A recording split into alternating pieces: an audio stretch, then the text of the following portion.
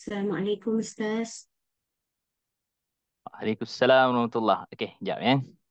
Okey, boleh.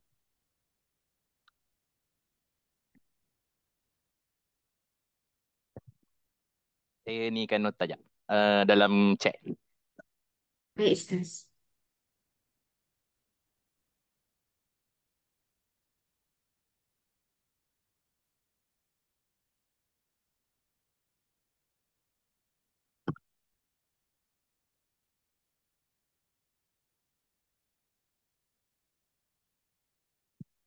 Okey, alhamdulillah. Assalamualaikum warahmatullahi wabarakatuh. Bismillah wassalatu wassalamu ala Rasulillah.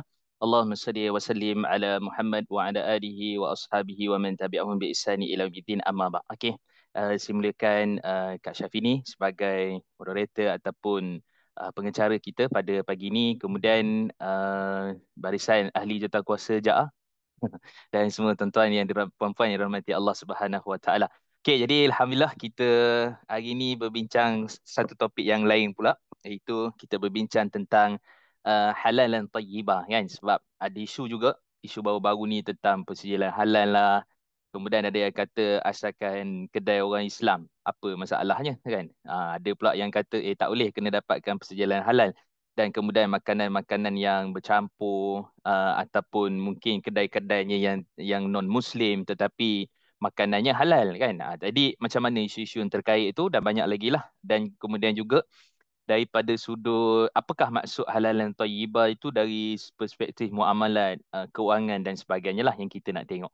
Okey, seperti biasa kita pergi dulu, nak faham dulu, sebab ada orang kata halal dan thayyibah ni, halal tu thayyibah lah. Kan. Maksudnya bila halal tu baik lah. Okey, so kita tengok berapa takrif lah yang saya ambil daripada, sebagai contohnya, Mu'jam Al-Wasit, dan kemudian juga Ta'rifat oleh Imam Jurjani dan yang selainnya. Okey, so perkataan halal ni dalam bahasa Arab, halal, halal. Okey. So membawa maksud yang dibenarkan. Dari sudut istilah syarak pula, halal adalah satu kebenaran oleh syariat Islam. Jadi satu kebenaran, satu excuse ataupun satu pemberian yang mana Allah Subhanahu Wa Taala ataupun syariat itu, hadis itu sendiri. Sebelum tu suara saya okey ke? Clear eh? Okey. Jadi dari sudut asalnya, halal ni satu yang syariat benarkan, maka dia halal. Dia boleh jadi dalam bentuk halal tu ada satu lagi dipanggil harus. Jadi harus dia tak semestinya halal. Tapi boleh pakai kedua-dua istilah tu sebab dia melibatkan, boleh jadi makanan, kita kata harus makan. Contohnya kan. Ataupun kita kata pula dalam beribadah harus menunaikan solat sekian-sekian. Sama juga. Ataupun halal menunaikan ibadat sekian-sekian. Boleh jadi. Tapi biasanya spesifik bila sebut halal, dia lebih kepada makanan lah.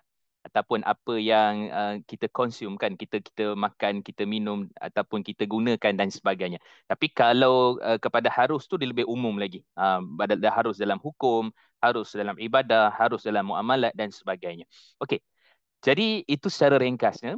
Dan kemudian Imam Al-Jurjani sebutkan dalam kitabnya At-Ta'rifat, menyatakan bahawa pengertian halal bermaksud keharusan menggunakan berbenda atau apa-apa yang diperlukan untuk memenuhi keperluan jasmani seperti makanan, minuman dan ubat-ubatan. Manakala ungkapan tayyibah berasal dari bahasa Arab yang padanya membawa maksud kebaikan, bagus, elok, boleh jadi suci ataupun kita kata baiklah. Okay. Jadi itu antara maksud halal, satu lagi tayyiban. Jadi kalau kita gabungkan halal dan tayyiban, maksudnya yang syariat benarkan dan kemudian dia pula baik, kemudian bagus untuk kesihatan, untuk tubuh badan, untuk kehidupan secara umumnya. Okay. So itu secara mudah kita nak faham apa yang dikatakan sebagai halal dan tayyibah. Okey, dalam Quran banyak ada menyebut perkataan tayyibat saja, ada yang menyebut perkataan halal dan tayyibah. Memang spesifik ayat tu. Seperti mana kebanyakan antaranya ada dalam 5 ayat yang Allah gabungkan perkataan halal dan tayyibah ataupun perkataan tayyibat saja. Seperti mana dalam surah Al-Baqarah ayat 168, Al-Baqarah 172, Al-Mu'minun ayat 51, Al-Maidah 88 dan kemudian An-Nahl ayat 100, 114. Jadi semua ayat-ayat ini kalau kita perhatikan, sebagai contohnya sebelum kita pergi pada ayat ni yang Al-Baqarah 168 ni, Al-Baqarah tentang 172. Kan? Yang ni Allah sebut kepada orang beriman. Okey, Al-Baqarah 172 orang beriman. Al-Baqarah 168 An-Nas, manusia seluruhnya. Kalau ayat 172 Allah kata ya ayyuhalladzina amanu, wahai orang yang beriman, kulu mimma fil ardi halalan thayyibah. Ya, kulu mimma fil ardi halalan thayyibah ni 178. Tapi kalau dalam 168, kalau dalam 172 Allah kata ya ayyuhalladzina amanu, wahai orang-orang yang beriman, kemudian makanlah apa dia ma razaqakum, apa yang Allah telah rezekikan kepada kamu. In kuntum iyyahu ta'budun, kalau kamu benar-benar menyembah ataupun bersaksi kepada sesembahan iaitu Allah Subhanahu Wa Taala semata-mata. Maka ayat ini kalau tengok Baqarah 172 ni lebih fokus kepada kita panggil sebagai makan tu orang beriman. Dan kemudian selepas orang beriman, maka Allah kata sebab orang beriman ni nak menyembah Allah. Orang iman ni nak bertauhidkan kepada Allah, orang yang beriman. Maka sudah tentu daripada makan tu pun kena beriman. Sebab tu kalau setengah-setengah para ulama ni bila sebut tentang iman ni, maksudnya apa? Dalam rumah tangga kena beriman, kan? Dalam apa kena beriman, dekat tengah jalan, tepi jalan kena beriman. Banyak benda lah, kan? Jadi semua perkara tu melibatkan iman, termasuk daripada makan dan minum kita. Okey. Kemudian surah Al-Mu'minun ayat yang ke-51 lebih fokus kepada Rasul. Ya ayuhar Rasul. Kan? Wahai Rasul. Kemudian Allah kata makan daripada makanan yang baik, wa'malus salihat, dan buat melakukan amal soleh. Maksudnya bukan di antara manusia, di antara spesifiknya orang beriman, di antara orang yang beriman itu ada Rasul. Dan Rasul juga Allah perintahkan untuk makan makanan yang baik, yang halal lagi baik. Nah, bukan sekadar halal tapi tayyiban lagi baik. Nanti kita bincanglah apa standard yang dipanggil tayyiban tu. Adakah makanan apa kita kata makan fast food halal tapi adakah tayyiban? Itu benda-benda yang nanti kita detailkan lah. Okey. Kemudian surah Al-Maidah pula Allah kata tentang takwa dengan iman. Dua pula. Allah kaitkan tentang halal ni ataupun tayyibat ni takwa dengan iman. Sebab kalau kita seorang yang bertakwa, kita jaga makan, kita jaga minum. Okay. Kemudian surah An-Nahl pada ayat 114 pula Allah spesifikkan kepada keadaan manusia dapat makan, dapat minum yang halal, syukur. Dan Allah sebut juga tentang akidah. Kan? Jadi kalau kita rangkumkan bila sebut halal ni, dia tak lari daripada Allah suruh Rasul pun cari yang halal. Dia melibatkan juga akidah, melibatkan manusia yang bertakwa, melibatkan manusia yang bersyukur dan melibatkan keimanan manusia kepada Allah. Jadi nampak dia cantuman dia tu kepada nak kata halal dan tayyibah itu pokok pangkalnya kembali kepada 5-6 perkara yang disebutkan dalam ayat-ayat yang kita nyatakan tadi. Okey, so kita ambil salah satu daripada ayat tu yang kita nak bincangkan yang ada spesifik halal dan tayyibah. Baik, Allah Subhanahu Wa Taala berfirman Al-Baqarah 168. Sebenarnya apa yang kita bincang ni ada dalam buku 40 tadabbur ayat tu. Siapa nak check boleh dekat situ. Kan tak ada masalah. Okey, so Allah menyatakan bahawa ya ayuhan nas, wahai manusia. Maksudnya Islam ke, tak Islam ke, Majusi ke, Nasara ke, apa-apa agama pun, dia kena makan benda yang baik. Allah perintahkan dia makan benda yang baik. Apatah lagi orang beriman. Apatah lagi para rasul. Maka Allah menyatakan, Kulu mimma fil ardi halalan tayyibah. Makanlah apa yang ada di bumi. Kenapa Allah tak kata di langit dan di bumi? Di langit mungkin ada burung. Di langit mungkin ada benda-benda yang terbang dan sebagainya. Sebabnya fokus pada ayat ini kebanyakan adalah benda-benda tu melata dekat bumi. Lembu ke kambing ke apa ke dan sebagainya kan. Jadi yang di langit tu sikit sangat, tak banyak sangat. Jadi Allah Subhanahu Wa Taala sebut tentang perkara ni. Dan sama juga bila mana Allah nyatakan dalam surah Ali Imran pada ayat yang ke-5 kan, Allah menyatakan innallaha la yakhfa. Allah tidak sunyi, Allah tidak kita kata tidak mengetahui ataupun Allah Subhanahu Wa tidaklah melainkan Allah tahu semua. Apa dia? Apa yang ada di langit dan di bumi. Kan fil ardi wala fis sama. Apa yang ada di bumi dan di langit. Itu pun daripada sudut susunannya pun biasa kita dengar langit dan bumi. Kan lahu mulkus samawati wal ard, iaitu Tuhan pemilik langit dan bumi. Tapi dalam ayat tu surah Ali Imran Allah kata bumi dulu baru langit. Menunjukkan bahawa penduduk bumi ini penduduk yang beriman, penduduk yang bertakwa, penduduk yang patutnya mereka ini menyembah Allah, tapi hakikatnya mereka tidak. Sebahagian mereka tidak menyembah Allah dan mempercayai Isa itu adalah anak Allah. Itu pada awal-awal Allah membantah Yahudi Nasara, Nasara daripada Najran, yang mana mereka ni berdebat kepada Nabi sallallahu alaihi wasallam, menyatakan Isa adalah Tuhan, Isa adalah anak Allah. Tapi fokusnya bila Allah sebut bumi, hak di bumi dulu.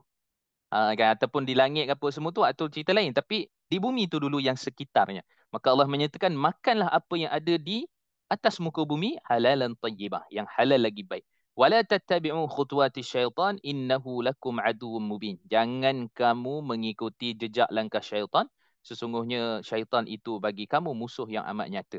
Okey. Jadi dalam ayat ini Allah kaitkan bila makan yang haram, buat benda yang haram, buat perkara-perkara yang haram, maka itu adalah daripada syaitan. Kan? Jawapannya dekat mana spesifik dia? Surah Maidah ayat 90. Kan? Al-Maidah ayat 90. Min amali syaitan. Allah kata berjudi, minum arak, mengundi nasi dengan anak panah.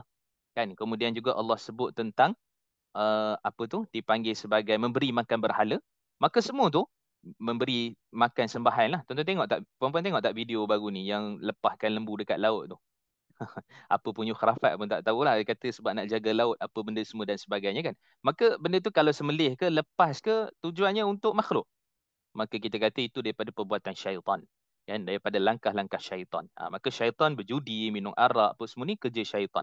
Dan kemudian Allah bagi tahu, syaitan itu bagi kamu adalah musuh yang amat nyata. Okey, musuh yang amat nyata. Baik, jadi ayat ni sebenarnya apa tujuannya ayat ni turun? Apa dia punya perbincangannya? Kejap lagi saya akan simpulkan dengan satu hadis. Saya nak bacakan dulu hadis ni. Okey. So hadis ni ada dalam hadis 40 yang saya ringkaskan saja untuk kita baca sebab ada benda lain lagi yang saya nak fokuskan. Baik. Jadi dalam hadis ni Nabi SAW menyatakan bahawa innallaha tayyibun la yaqbalu illa tayyiba. وإن الله أمر المؤمنين بما أمر به المرسلين فقال تعالى يا أيها الرسول كلوا من طيبات واعملوا الصالحات وقال تعالى يا أيها الذين آمنوا كلوا من طيبات ما رزقناكم ثم ذكر الرجل يطيل السفر أشعث أغبر يمد يديه إلى السماء يا رب ومتعه حرام والمشربه حرام والملبس حرام وغذي بالحرام فأنا يستجاب له. Baik. Sesungguhnya Allah Ta'ala maha baik dan hanya menerima yang baik, yang elok, yang suci. Kan? Sesungguhnya Allah memerintahkan kepada orang-orang yang beriman untuk melakukan perintah yang disampaikan kepada para Rasul. Kemudian beliau, yakni baginda Nabi SAW, baca firman Allah, wahai Rasul-Rasul, makanlah dari makanan yang baik-baik, kerjakanlah amalan soleh. Ini ayat yang kita dah sebutkan tadi. Baik. Dan kemudian firman Allah juga dalam surah Al-Maidah, dalam surah Al-Baqarah ayat 172 tadi, yang kita bacakan tadi. Wahai orang-orang beriman, makanlah dari makanan yang baik-baik yang telah kami anugerahkan kepadamu. Kemudian baginda Nabi SAW menceritakan seorang yang melakukan perjalanan jauh. Lama safarnya, tubuhnya diliputi debu lagi kusut di padang pasir lah maksudnya.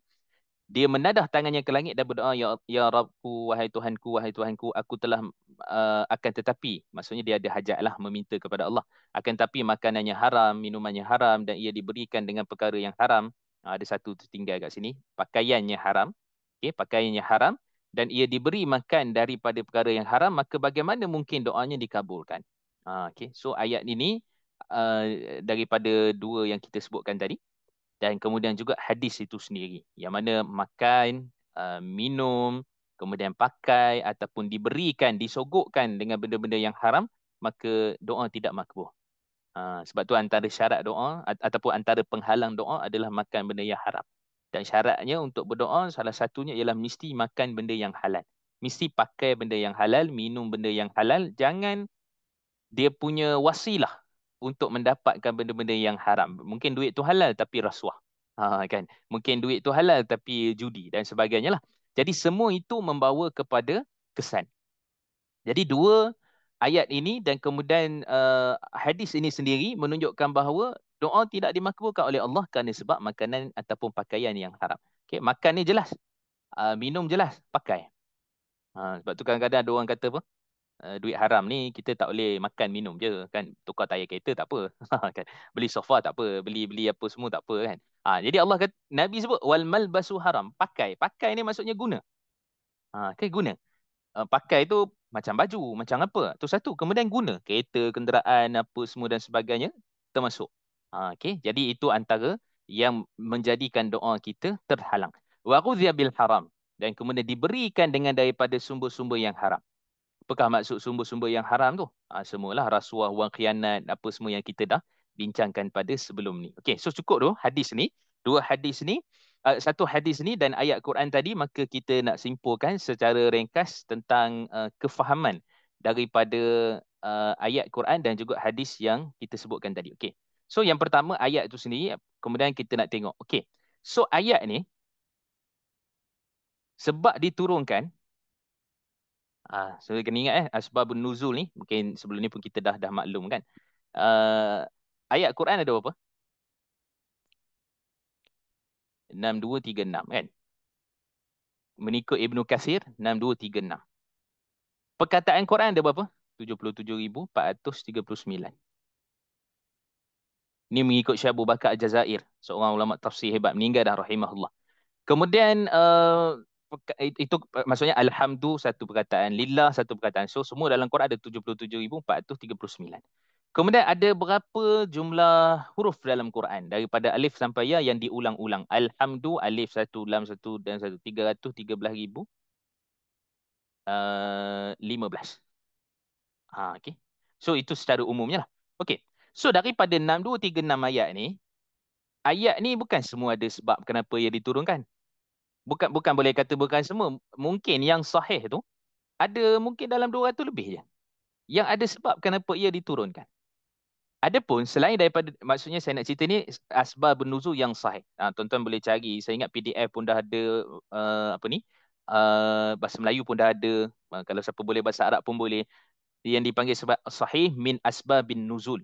Sahih min asbabin nuzul oleh Syekh Dr. Mukbir bin Hadi Al-Wada'i. Sahih min asbabin nuzul. Okey. Mungkin 200 lebih, paling-paling maksimum pun 300 juga ayat-ayat yang ada sebab kenapa ia diturunkan. Okey, so boleh cari. Ada dalam PDF tu. As-Sahih min asbabin nuzul, Syekh Mukbir bin Hadi Al-Wada'i. Seorang ulama pakar hadis, meninggal dah di Yaman. Rahimahullah. Jadi beliau menghimpunkan hanya sanad dan riwayat yang sahih.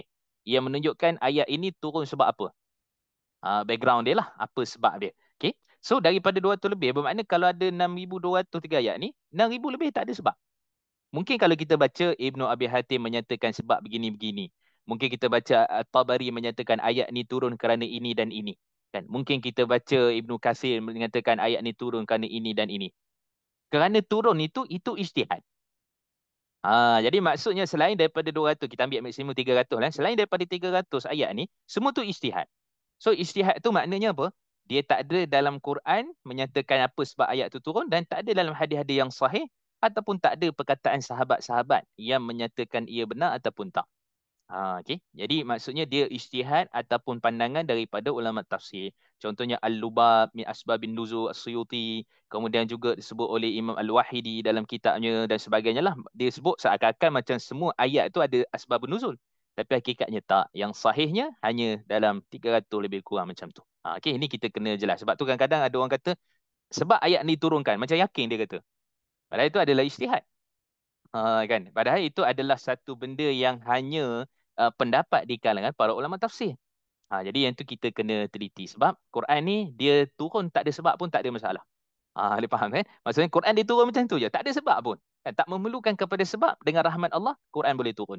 Okay, gitu konsep dia. Okay. So sebab ayat ni diturunkan, dikatakan.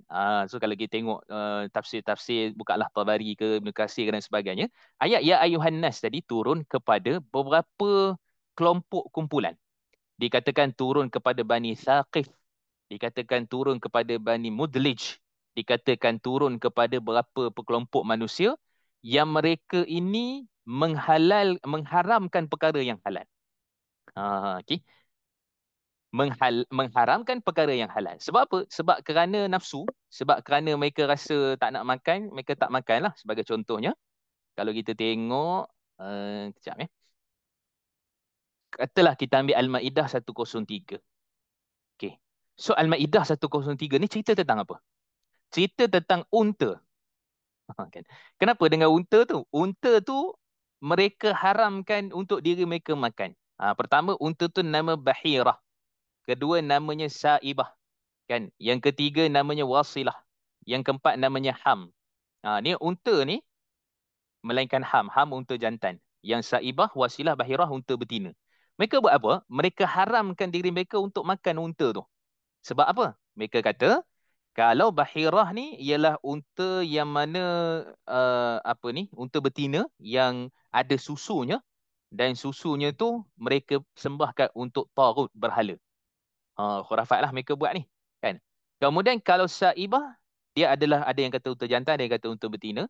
Dia beranak atau bukan beranak, beranak ni orang kan.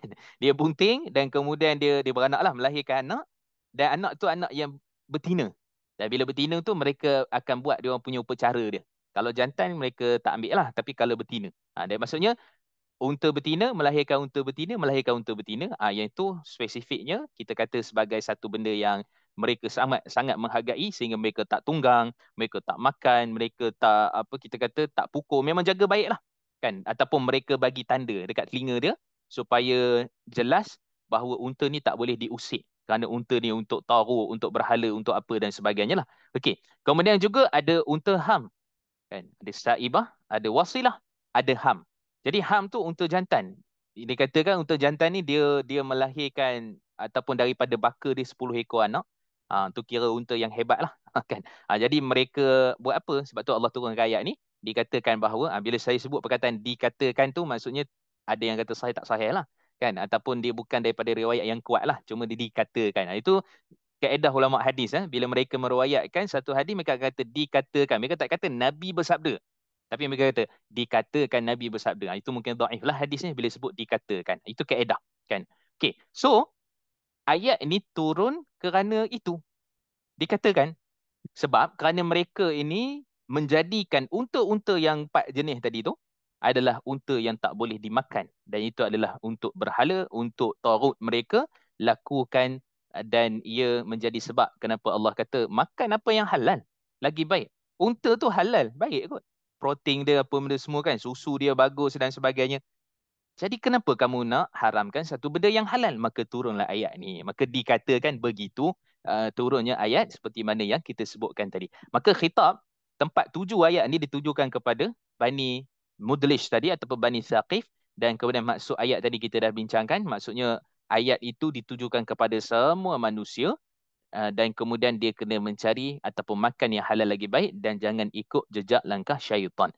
Okay, so ini dia punya perbincangan lah pada ayat yang kita sebutkan tadi. Okay, kemudian kita nak pergi kepada hadis yang terkait. Tadi saya tak bincangkan, saya pergi hadis ni dulu. Innallaha tayyibun la yaqbalu illa tayyibah. Ini penting. Sebab perkataan tayyib. Okay, perkataan tayyib ini, Allah itu maha cantik, maha elok, maha baik, tidak menerima melainkan yang baik, yang elok. Kata Imam Ibn Daqi'id, maksud tayyib ini dua. Satu ikhlas, satu lagi halal. Sebab tayyib yang baik ni, amalan yang baik, amalan yang ikhlas. Betul dan ikhlas lah. Kan? Mengikut sunnah dan ikhlas. Kalau kita tak ikhlas, maka pada waktu itu dia tidak tayyib. Allah tidak terima amalan melainkan yang baik. Maksudnya yang ikhlas. Itu satu maksud daripada hadis tu. Yang kedua juga, maksud daripada hadis ni, kata Imam Ibn Daqi'id, iaitu halal. Allah tidak menerima yang, Allah Subhanahu Wa Taala itu yang baik, maksudnya menerima yang halal, tidak menerima melainkan yang halal. Okay, so di sini kita jelas, maksudnya perkataan tayyib ini halal lagi baiklah, yang nanti kita akan cerahkan, kita akan detailkan. Okay, so apa kehalalan tayyibah mengikut perspektif para ulama? Okay, yang pertama, halal zat dan bahan. Okay, halal zat dan bahan. Saya tiklah kat situ. Kenapa penting? Okey, ini sebut oleh Imam Khatib Asy-Syirbini dalam kitabnya Sirajul Munir. Ini kitab tafsir bagi Imam Khatib Asy-Syirbini, padahal beliau ini terkenal dalam fiqh. Dia ada kitabnya Al-Iqna, dia ada kitabnya iaitu Mughni Muhtaj dan yang lain-lain. Yang mana semua tu kitab-kitab yang utama dalam mazhab Imam Syafi'i. Kan? Jadi siapa yang kata ini Khatib Syirbini kata, hebatlah tu pandangan tu kan. Bila disebutkan ini pandangan mazhab Syafi'i, siapa sebut? Imam Khatib Syirbini. Okey, tetapi beliau juga ada tafsir. Nama tafsirnya Sirajul Munir. Okey. Beliau menyimpulkan pada ayat yang kita sebutkan tadi. Beliau menyatakan halal zat dan bahan. Itu yang pertama. Maksudnya benda tu sendiri kena halal. Kan? Bahan-bahan itu sendiri adalah halal. Contohnya kadang-kadang kita sembelih ayam, ataupun kita makan daging dan sebagainya, daging tu halal. Kita tahu orang yang sembelih ada tanda halal apa semua dah, sijil halal. Tapi kadang-kadang bahan untuk kita gunakan tu, bahan perak dia, benda-benda macam tu kan. Bahan kalau nak buat ayam goreng tepung, contohnya kan, tepung daripada mana. Okay, kalau nak buat ayam ni kurma ke apa ke, so serbuk kurma tu daripada mana. Bukan letak kurma, letak kurma, sebut dia lah kan. Bukan kurma yang tu kan. Okay, so dekat situ. Jadi, saya pelik juga kenapa kurma tu tak tak masak letak kurma. Mungkin sedap kot kalau letak kurma. Cuba try. Kan? Buat masak kurma, letak kurma. Kan? Okey, jadi maksud kat situ, halal zat dan bahan. Benda tu sendiri kena halal lah. Kan? Maksudnya, kamu dapat bahan-bahan dia, yang ni kalau perisa-perisa dia kan, apa, kalau daun daun sederi tu tak payahlah tengok cok halal ke tak, memang dah halal kan. Ataupun contoh yang lain kita tengok, sebutlah dia hitam ke, halal lah kan. So benda-benda yang lain tu, perasa-perasa ke, pewarna ke apa semua tu, maka dia kena halal. Bukannya ayam tu saja halal, nak masak tu pun kena halal kan. Okey, baik, itu satu. Yang kedua, proses penyediaan. Orang kata apa, from farm to table kan, daripada ladang sampailah ke atas meja. Proses penyediaan. Sebab tu kita sembelih, contohnya kan, ni kalau sembelihan secara industri lah, sembelih ayam. So dah sembelih tu diletak atas lantai. Sembelih tu dah halal, tapi proses penyediaan itu ada bakterianya, ada apa letak kat lantai kan. Contohnya, ayam goreng halal, sebut-sebut semua halal, tapi kotor. Contohnya. Jadi proses penyediaannya tidak halal.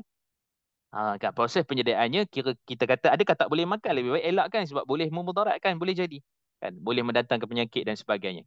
Cuma dalam konsep ini kita kata nak jadi halalan thayyibah, pertama ni, yang kedua proses penyediaan kan. Sama juga kadang-kadang sebab tu JAKIM tak approve bila mana syarikat arak, katalah arak dia nak buat air yang halal dalam satu syarikat yang sama, tak boleh. Katalah contohnya dia buat arak, kemudian dia nak buat air mineral. Contoh, mineral tu halal lah, tak ada masalah. Tapi sebab kerana bercampur, penyediaannya ataupun tempatnya mungkin mungkin dia asing, bekas apa semua, tapi masih dalam industri yang sama, tempat yang sama. Maka JAKIM agak ketat lah dalam urusan berkait dengan perkara itu. Sama juga, lori nak bawa daripada, masuk logistik dia, daripada kilang tu, lori tu, katalah ayam 5 tan. Sebelah tu mungkin ada 500 gram, 500 gram sikit sangat, 2 kilo daging khinzir campur. Kan letak dalam lori yang sama. Tak halalan thayyibah. Tak halalan thayyibah itu. Maksudnya proses penyediaan pun mengikut apa yang disebut oleh Imam Khatib Syarbini pun kena betul, kena tepat. Okey. Kemudian nombor 3, tidak memudaratkan. Maksudnya makanan, cuma memudaratkan dia boleh pecah macam-macam. Ada benda yang asalnya tak mudaratkan, tapi kerana ambil lebih dia jadi mudarat. Gula bagus untuk kita punya badan kan. Jadi nanti kita tak dapat gula kan, jadi berpeluh, getah apa semua kan, kena ada gula kan. Sama juga tentang garam ataupun kolesterol ataupun lemak, kena. Tapi kalau berlebihan tak kena. Nampak itu. So maksudnya ada benda yang memang memudarat jika ambil lebih, tapi ada benda yang memang asal-asal dia mudarat lah. Jadi kalau contoh kita kata benda ni halal tapi dia ada racun. Ubat ni halal tapi ada racun. Makan ni halal tapi bahan pewarna dia sangat banyak, bahan perisa dia sangat banyak. Boleh memudaratkan? Yes, boleh memudaratkan. Maksudnya kalau kita katakan fast food tu adakah halal? Halal tapi thayyibah tak? Mungkin tak thayyibah kerana dia diproses. Kan? Benda tu. Jadi siapa makan halal tak ada masalah, tapi mungkin memudaratkan dalam jangka masa pendek mungkin, ataupun jangka masa panjang. Kan? Jadi kena tengoklah benda-benda yang seperti itu. Nombor 3, memberikan manfaat. Kan? Kita makan makanan tapi tak memberikan manfaat. Macam contoh ni, tadi saya makan kuaci. Kan? Kuaci ni dia antara benda yang kalau ikut perubatan banyak. Kalau boleh ambil banyak. 4, 3, 2, 1. Saja nak ajar. Okey, 4, 3, 2, 1. 4 ni maksudnya 4 kali seminggu kena ambil.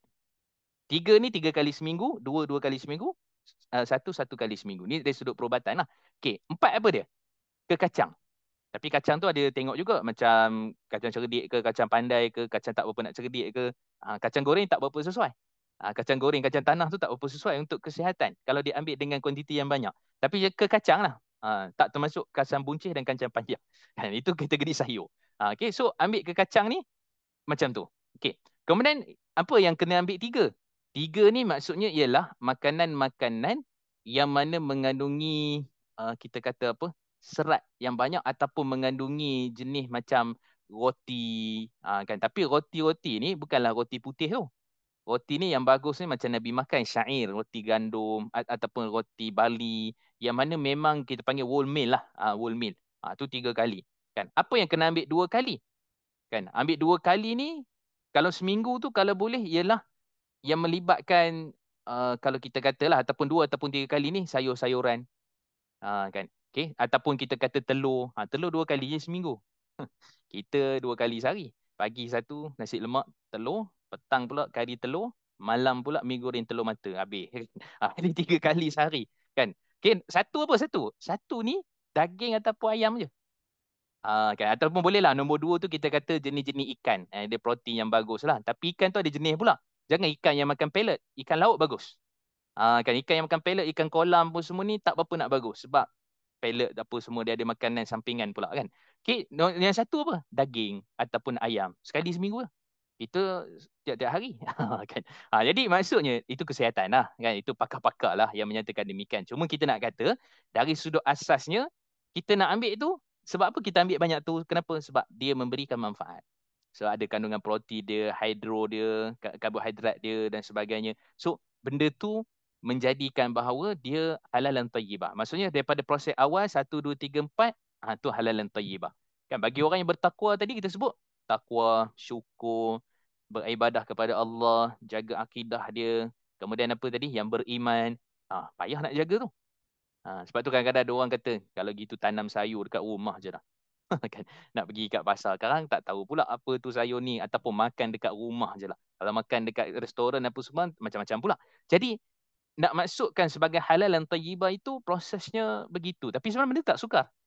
Kan kadang-kadang kita tengok bahan dia punya ingredient dia apa, bahan-bahan dia kan ataupun memberikan manfaat ataupun bagaimana. Jadi ini benda-benda 4 perkara yang memberikan manfaat, menjauhkan mudarat, proses penyediaan pun kena halal dan benda tu sendiri zatnya adalah halal maka dipanggil tayyibah.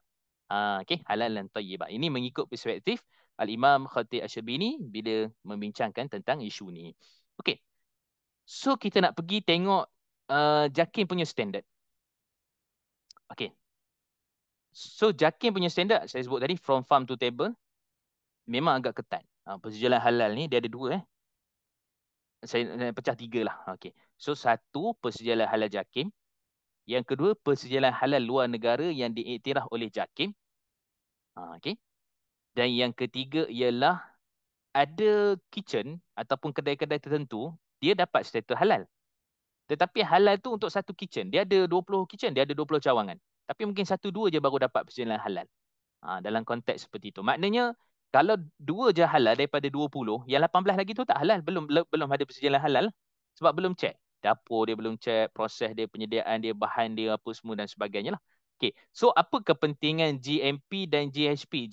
GMP ni Good Manufacturing Process dan GHP Good Healthy Process. Mana manufacturing pun kena, healthy pun kena. Jadi untuk capaikan dia punya GMP dan GHP ni, yang kita kata daripada ladang sampailah ke atas meja kita ni, dia akan check ni 1, 2, 3, 4. Okey, pertama sekali, semua produk, produk makanan, minuman, rumah sembelihan pun kena ada persetujuan halal. Sebab tu kalau tuan-tuan nak masuk korban, kan, kena tengoklah. Sebab kadang-kadang kita pas dekat orang tu. Ada tak persetujuan halal? Rumah dia ni veterina lah. Tu pun penting juga kan. Daripada sudut sembelihan apa semua tu. Yang keluarkan sijil apa semua tu. Satu, veterina. Satu lagi persetujuan halal. Sebab nak tengok sembelihan tu betul ke tak. Putus tak 2 urat tu. Lepas sembelih tu buat apa. Dan seterusnya kan. Jadi itu benda-benda yang rumah sembelihan pun perlu. Jadi salah satu lagi kalau kita nak korban. Kalau ada orang ladang besar ke apa. Kita tanya. Ni ladang yang tempat nak sembelih ni ada persetujuan halal ke? Kan. Kalau tak nanti kita dia orang main sembelih je apa ke, tu kita bimbang. Sebab benda tu banyak kan. Kalau kambing ke apa sembelih tu, kalau sehari kena korban tu 400 ekor, macam mana dia orang sembelih? Kan? Jadi itu benda-benda yang perlu kepada persetujuan halal. Okey, barang kegunaan. Semua sekali lah, barang kegunaan ni merangkumi pinggan, mangkuk, apa semua, berus. Kena halal lah. Kan? Bond China tak halal sebab dia dia punya campuran itu kan, maksudnya 40% daripada tulang temulang, 60% daripada bahan-bahan legam apa benda semua tu, dan dibakar dan akhirnya jadi pinggan kan, diproses jadi pinggan sebab dia ada unsur-unsur tulang tu daripada China lah kan. Dan ada jenis pinggan mangkuk, kena tengok penggunaan pinggan mangkuk ke, kuali ke apa ke, sebab kita nak halal kan. Ada setengah kata benda ni macam menyusahkan. Dia tak menyusahkan sebenarnya. Kalau kita beli tu kita tahu. Tapi payahlah nak cari CJ halal. Ni kuali ni dia cakap halal lah kan. Kalau ada besi tu besi je lah kan. Tak payahlah cari CJ halal dia. Gitulah konsep dia. Tapi kalau ada benda-benda yang agak confuse. Ni bulu. Ni bulu apa pula ni kan. Kita punya kasut ke pakaian ke apa dan sebagainya. Pig skin contohnya. So benda-benda macam tu lah. Okey. Termasuk barang-barang kosmetik. Tak kira lah kalau namanya mesra ke tak mesra, wuduk ke kan, mesra muslimah ke, apa-apalah kan. Tapi nak pastikan benda tu betul-betul halal lah kan. Apa yang kita sapu ke apa ke dan sebagainya lah. Okey, kemudian juga berkait dengan farmasi, maksudnya perubatan-perubatan. Cuma kadang-kadang isu kosmetik ni satulah. Farmasi ni lebih susah. Sebab farmasi ni kadang-kadang dia satu, ada benda yang tak boleh sembuh melainkan kena pakai ubat tu juga. Nanti kita bincang istihalah tu macam mana konsep dia kan dalam perubatan dan sebagainya. Okay, so farmasi. So ada ubat-ubat ni tidak boleh tidak mesti guna ubat tu juga untuk sembuh. Kan? Tapi kalau setakat ni di Malaysia mereka ketat dalam bab ni sebab tu vaksin daripada DNA khinzir apa semua kan tak boleh. Kan? Sebab agak ketat dalam isu ni. Kerana masih ada lagi benda-benda yang kita boleh gunakan selain daripada vaksin tu kan, daripada vaksin yang bersumber daripada babi, bersumber daripada plasma darah haiwan ke apa dan pelbagai lagi lah. Okay, so ini antara benda dia. Kemudian logistik. Macam saya sebut tadi, lori apa benda semua jangan bercampur dengan apa semua kan.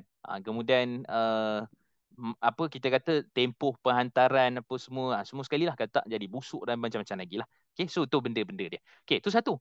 So itu dipanggil GMP atau dan GSP nombor satu. Nombor dua, bahan mentah, pemprosesan, pengendalian, kemudian pembungkusan, peralatan, penyimpanan, pengangkutan, lain-lain bersangkut paut dengan rantaian makanan halal semua sekali. Bahan pemekat, penstabil, perasa, pewarna dan sebagainya. Kan, stabilize dia. Kan, ini nanti kita bincang. Penggunaan alkohol dalam industri minuman, makanan dan juga industri minyak wangi. Kan, ada guna alkohol? Ada. Kan? Tapi adakah alkohol itu nanti kita bincang. Alkohol untuk buat arak ke alkohol untuk industri? Nanti kita detailkan. Okay, sebab kaedahnya semua arak ada alkohol tapi tak semua alkohol itu arak. Okay, nanti kita detailkan yang tu. Okay, jadi maksudnya semua rantaian makanan ni kena halal. Ni nombor tiga. Ni perbincangan kita secara umumnya. Tidak boleh melakukan penipuan. Macam saya selalu sebut kan, kita buat paket minuman ekstrak buah tin. Kan? Satu paket minuman ekstrak buah tin. Tapi ekstrak buah tin ni 2% je. Kan? 98% gula lah, apa benda lah, benda mengarut-ngarut yang buat sakit buah pinggang, yang buat sakit kencing manis, yang buat sakit jantung, semua sekali lah. 98%. Ekstrak buah tinnya 2% je. So kita kata ada penipuan ni kat situ. Ada gharar, uncertainty, tak jelas. Patutnya awak kena lebih 60% ke ekstrak buah tin, barulah boleh letak kat label tu minuman ekstrak buah tin. Bukan 2% je kan, 30 ataupun 50%. Ni kadang-kadang marketing lah sebab bila sebut buah tin ada dalam Quran. Bila sebut buah kurma ada dalam Quran. Nakhl kan, bila sebut ni, bila main Quran dengan hadis ni letak kat package, cepatlah laku dia. Dia nampak tu kan. Kuali patuh syariah contohnya kan. Jadi siapa tak nak beli? Kan, apa yang patuh syariah? Entahlah, saya pun tak tahu apa yang patuh syariah. Mungkin kuali tu tak seksi sangat ke, contoh lah kan. Dan itulah dia punya isu dia. Jadi kalau kita gunakan agama, mudah laku barang-barang ni. Kan, kita letak kan, gunakan agama yang disandarkan kepada agama dan sebagainya. Kan, jus kurma. Sebenarnya jus gula. Kan, kurmanya 4% je, gulanya 96%. Jadi benda-benda macam tu lah yang kita kena perhati. Jangan jual beli apa semua, kena perhatikan. Pemalsuan. Kemudian penindasan ni kita dah banyak dah dalam isu-isu muamalat. Gharar, uncertainty, tak jelas. Tipu timbangan, kita dah bincang. Alamat dan label yang palsu. Ni pun sama juga. Sebab tukar. Sebab yang buat tu non-Muslim. Dia tukarlah jadi Ahmad ke. Kan? Ahmad Cendol ke. Macam tu kan. Kan. Kemudian apa? Zulkarnain nasi ayam ke. Macam tu kan. Tapi sebenarnya bukan Islam pun. Kan tapi orang beli lah sebab Zulkarnain kan contohnya. Kalau paling kurang pun dia orang akan kata ni Cina, apa Cina Muslim ni kan lebih kurang lah. Tapi kalau ada unsur penipuan dekat situ masalah. Kan tapi ada nama yang kekal. Contohnya nama dia tak Islamik pun tapi halal. Kan. So kita kena tengok kepada statusnya ataupun keadaan dia. Okey. Melanggar peraturan dan akta maksudnya kalau pewarna berapa banyak peratus dia boleh, kalau stabilizer berapa banyak dia punya peratus dan seterusnya lah. Okey. Sebab tu kadang-kadang kat label makanan kita akan tengok dan pewarna ataupun perasa yang dibenarkan. Tapi kita tak tahulah apa yang dia masukkan tu. Tapi bila dia dapat persediaan halal, maksudnya dibenarkan lah. Kan? Tapi kalau tak ada persediaan halal, perwarna dan perasa yang dibenarkan, macam mana kita nak detect yang dibenarkan, yang tidak dibenarkan? Kan? Jadi tu pun something wrong lah. Okay? Ataupun satu apa benda yang sukar lah untuk kita nak kena pasti. Okay. Kemudian nombor 4, tiada bahan larangan najis dan peralatan yang najis. Pisau sembelihan ke apa ke kan. Kemudian memabukkan, nanti kita bincangkan, kek ke apa ke, kan stick ke masak dengan wine dan seterusnya lah. Anggota tisu manusia. Ini ada kajian dekat UKM ke kat mana lah, kat universiti lah. Plasma darah. Plasma darah haiwan ataupun plasma darah putih ataupun plasma darah merah ke macam tu lah. Dia orang punya kajian untuk digunakan dalam industri. Untuk makanan ke coklat ke ataupun apa dan sebagainya lah. Kan. Jadi tak ada benda lain dah agaknya, jadi mereka kaji lah kan. Tapi dia bukan isu itu. Isunya kalau dalam perubatan mungkin sebab namanya perubatan, sebab ada orang yang sakit kenalah berubat. Itu cerita lain. Tapi kalau dalam industri secara meluas mungkin wallah alam perlu dibincangkan secara halus lah tentang isu ni. Okey, kemudian beracun kan, makan ni kulit jadi ni ke, makan jadi ni ke apa semua ni tak termasuk ni lah orang yang makan udang ke apa kita kata ada masalah ke apa. Okey, tidak bercampur dengan benda-benda najis. Okey, so maksudnya kalau ikut 4 perkara ni, macam mana sesuatu industri ataupun kilang ataupun apa untuk mendapat kesusilaan halal, mereka ikut je lah. Mereka ikut. Dan banyak je dekat Malaysia ni, bukanlah Jakin tu terlampau menyusahkan. Ikut standard dia, dapur dia macam mana, kan, cara masak macam mana, kemudian orang yang masak tu macam mana dan seterusnya, boleh je dapat persediaan halal tu. Kan, itu dia punya asas kepada konsep, kepada produk yang kita sebutkan ni. Okey.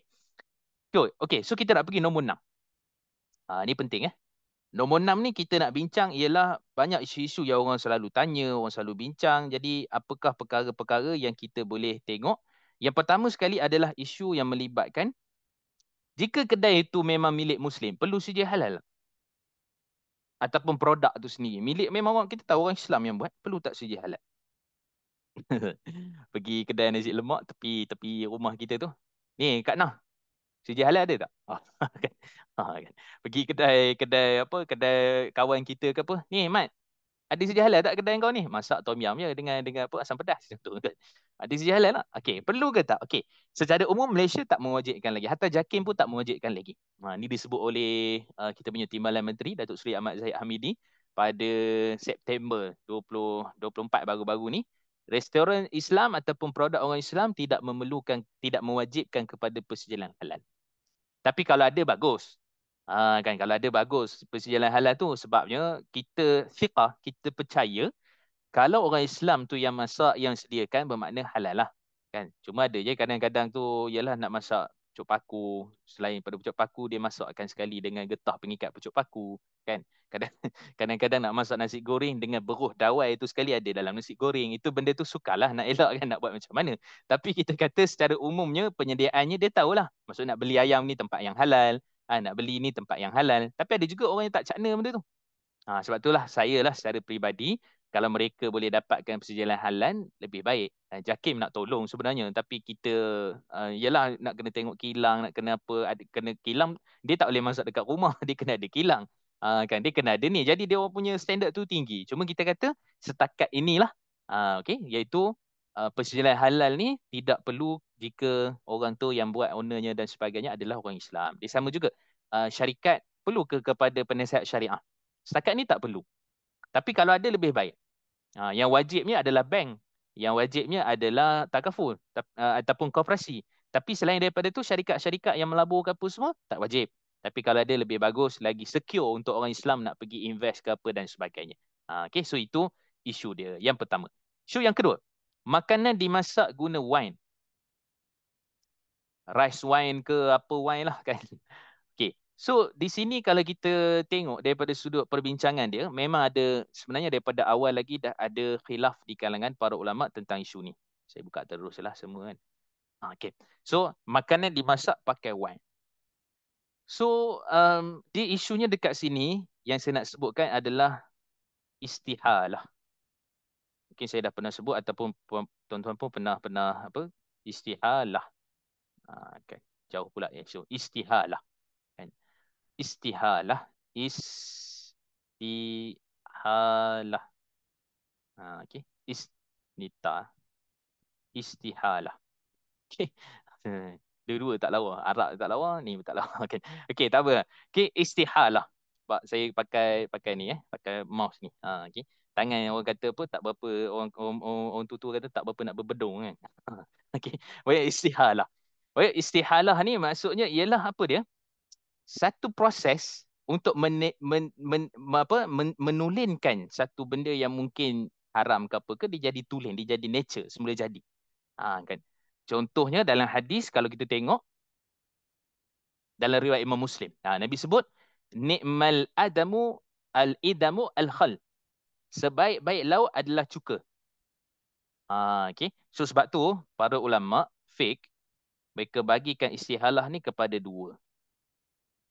Satu secara semula jadi, satu secara campur tangan manusia.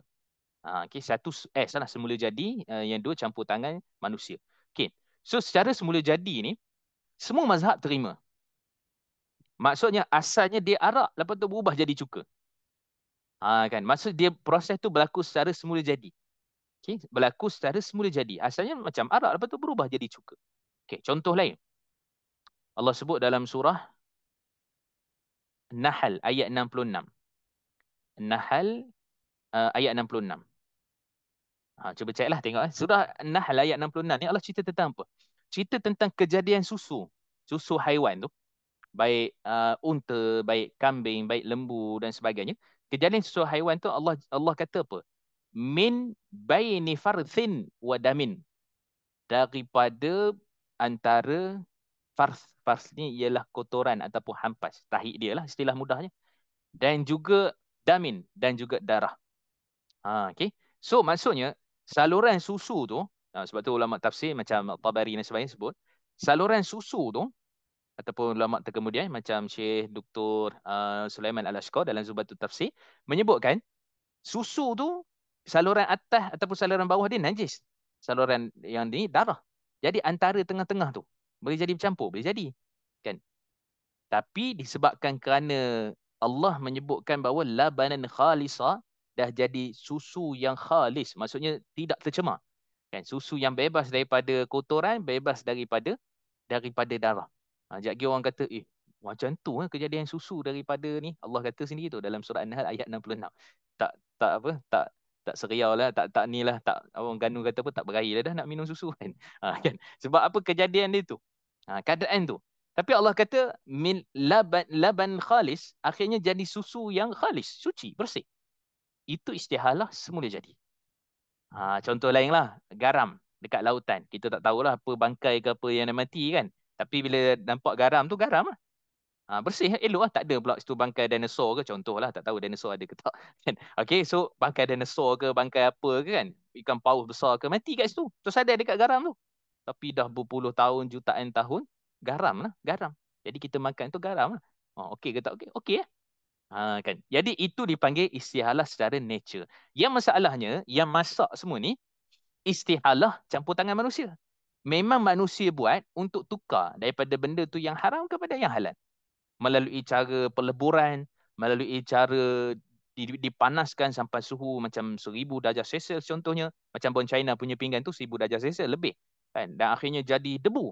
Dan akhirnya campur dengan logam pun semua jadi pinggan. Contoh kan. Tapi tulang tu tak sembelih. Tulang tu tak tahu lah tulang khinzir ke apa kan. Jadi dekat situ menunjukkan bahawa campur tangan manusia. Okey, kalau ikut pandangan mazhab pula yang agak bukan skeptikal lah, tapi kita kata yang agak sempit ataupun yang menyempitkan kerana tak nak terlibat dengan benda haram tu, mazhab Syafi'i dan Hanbali. So mazhab Syafi'i dan Hanbali tidak menerima istihalah campur tangan manusia, tak boleh. Kan? Okey. Tetapi sebahagian ulama dalam mazhab Hambali ataupun Hanafi dan juga sebenarnya Maliki pun sama jugalah bersama dengan kebanyakan ulama. Tapi Hanafi dan juga salah seorang imam besar dalam mazhab mazhab Hambali iaitu Imam Ibn Qudamah menyatakan bahawa orang yang melalui benda tu masuk makanan yang dimasak dengan arak ke apa semua, lepas tu dia berubah. Maksudnya kalau makan tak adalah keluar-keluar kek kedai kek tu tiba jadi nak ikut LPT lepas ke lekas ke apa tak adalah kan.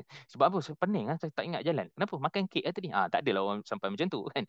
Awak ni kenapa? Saya semalam pergi hotel, lepas tu tak tahu ke mana dah. Sebab lepas makan steak tu saya tak ingat dah ke mana. Kenapa? Saya pening kepala. Tu masalah tu kan. Jadi di sini nak menunjukkan bahawa masakan yang dimasak guna wine ni walaupun saya faham ada pandangan Syekh Dr. Qaradawi ataupun pandangan Imam Ibn Qudamah tadi menyatakan tidak disebat. Itu cantik Imam Ibn Qudamah kata tidak disebat sebab arak ni kena sebat. Kalau orang minum arak disebat 40 kali.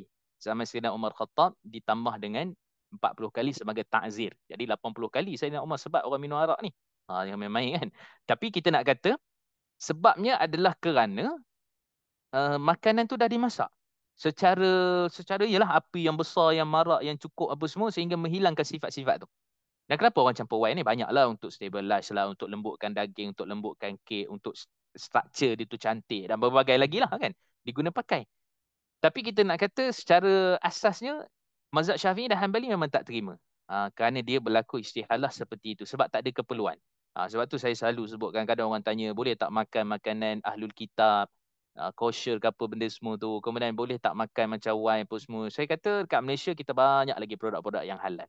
Banyak lagi produk-produk yang boleh kita consume kan. Produk-produk yang baik, yang halal dan tayyibah. So why not kita yang tu dululah. Tak payah duduk cari. Melainkan kita dah dalam keadaan sukar nak elakkan. Contohnya kita tahu, makanan kat hotel ni ada problem sikit apa semua. Tapi kawan kita semua buat catering kat situ kan, tak datang kan dikira sebagai mukhalafah keluar daripada jemaah pula. Kan? Contohlah. Jadi kita pun terpaksa datang dan menikmatilah steak ke apa semua. Balik-balik okey je, tak adalah silap jalan ke apa kan. Jadi kalau dalam keadaan macam tu mungkin kita boleh pertimbangkanlah fatwa-fatwa Qaradawi ke apa semua. Kan? Tapi kalau kita masih dengan keadaan kita boleh jaga apa semua, kita tidak travel contohnya, kan kita tak pergi ke mana-mana, sukar untuk macam kalau kita duduk dekat Hiroshima ke mana ke kan nak pergi travel ke makanan halal, susah nak cari kan. Ke Hiroshima paling banyak makanan halal tak tahulah kan. Tapi kat Jepun kat mana ada tempat dia memang kena travel sampai 100 kilometer naik kereta api apa benda semua dan sebagainya. Maka kita kata bolehlah dipertimbangkan untuk makanan ahlul kitab ke apa ke dan sebagainya. Okay, so teks dan konteks dia. Okay, cuma kita kata dalam keadaan seperti ini lebih baik dielakkan. Walaupun saya ihtiram lah, saya menghormati pandangan-pandangan yang mengharuskan, tapi kita kata atau fatwa pun tidak membenarkan di Malaysia lah. Okay, fatwa pun tidak membenarkan kerana konteks itu. Maksudnya walaupun dah berubah, dia bakar kan, dia masak. Sifat wine tu tak ada dah. Kan, alkohol ke apa semua tu dah tak ada dah. Jadi dia dah berubah, dia dah masak, dia dah sebati. Kan. Jadi, bau apa semua pun tak ada. Memang bau daging lah, memang bau kek lah. Kan, kita pun makan apa semua tak ada masalah. Tapi untuk kita mengelaknya itu adalah lebih baik kerana istihalah. Melainkan dalam keadaan darurat. Contohnya air daripada sisa kumbahan najis. Kan? Macam di Singapura apa semua tak cukup bekalan air dan sebagainya. Maka terpaksa melalui mungkin proses-proses yang kita kata penapisan apa semua daripada loji-loji kumbahan. Contohnya. Daripada campuran manusia lah apa benda semua kan. Jadi tak ada cara lain. Akhirnya jadi air mineral. Yang minum pun tak ada masalah. Kan contohlah. Jadi kita kata itu keadaan dia, keadaan tertentu. Jadi ada keadaan yang banyak macam kehidupan kita ni, terutama Malaysia, maka berhajat kepada yang halal satu patuh tu adalah lebih baik. Okay, so itu dia punya isu dia. Okay, nombor 3. Tiada CJ halal tetapi ada banyak makanan halal, sikit je tak halal. Okay. Ni pun kita pernah bincang dulu kan, cerita tentang mall ke apa ke yang sebab tu kalau ikut Surah SC, Suruhanjaya Sekretariat Malaysia, dia ada standard 5%, nisbah keuangan dia ada 20%, tak silap saya ada juga 15%. Nisbah dia lah. Sebab apa? Sebab satu mall ke syarikat ke apa kat Malaysia ni dah berpuluh-puluh tahun dah satu-satu syarikat tu. Jadi nak cari yang 100% halal tu memang sukar. Sebab mereka ni dah establish dari puluh-puluh tahun dah. Tak payah pergi jauh lah kita punya SB ke BSP apa semua tu kan. Dah establish dah. Jadi, untuk kita bermula daripada awal kena 100% tu sukar. Melainkan, kalau syarikat tu memang ditubuhkan daripada awal, memang dia halal. Kan owner memang dah ada kesedaran, memang kita nak buat halal semua produk pun semua daripada itu, boleh lah daripada awal. Syarikat setahun jagung orang panggil kan. Kalau dah 2-30 tahun macam mana? Jadi nak tak nak dia kena melalui proses. Mungkin tahun ni yang ni patuh syariahnya, yang ni kena ni dulu, yang ni kena ni dan sebagainya. Akhirnya mungkin kita kata kalau dah sampai 95%, maksudnya bawah tanda aras 5%, katalah dia ada lagi benda-benda tak patuh syariah 4%, maka ia telah dianggap patuh syariah syarikat tu. Okay, so dianggap patuh syariah syarikat tu. Sebab apa? Sebab macam saya sebut tadi, sukar untuk nak elakkan syarikat ni yang 100%.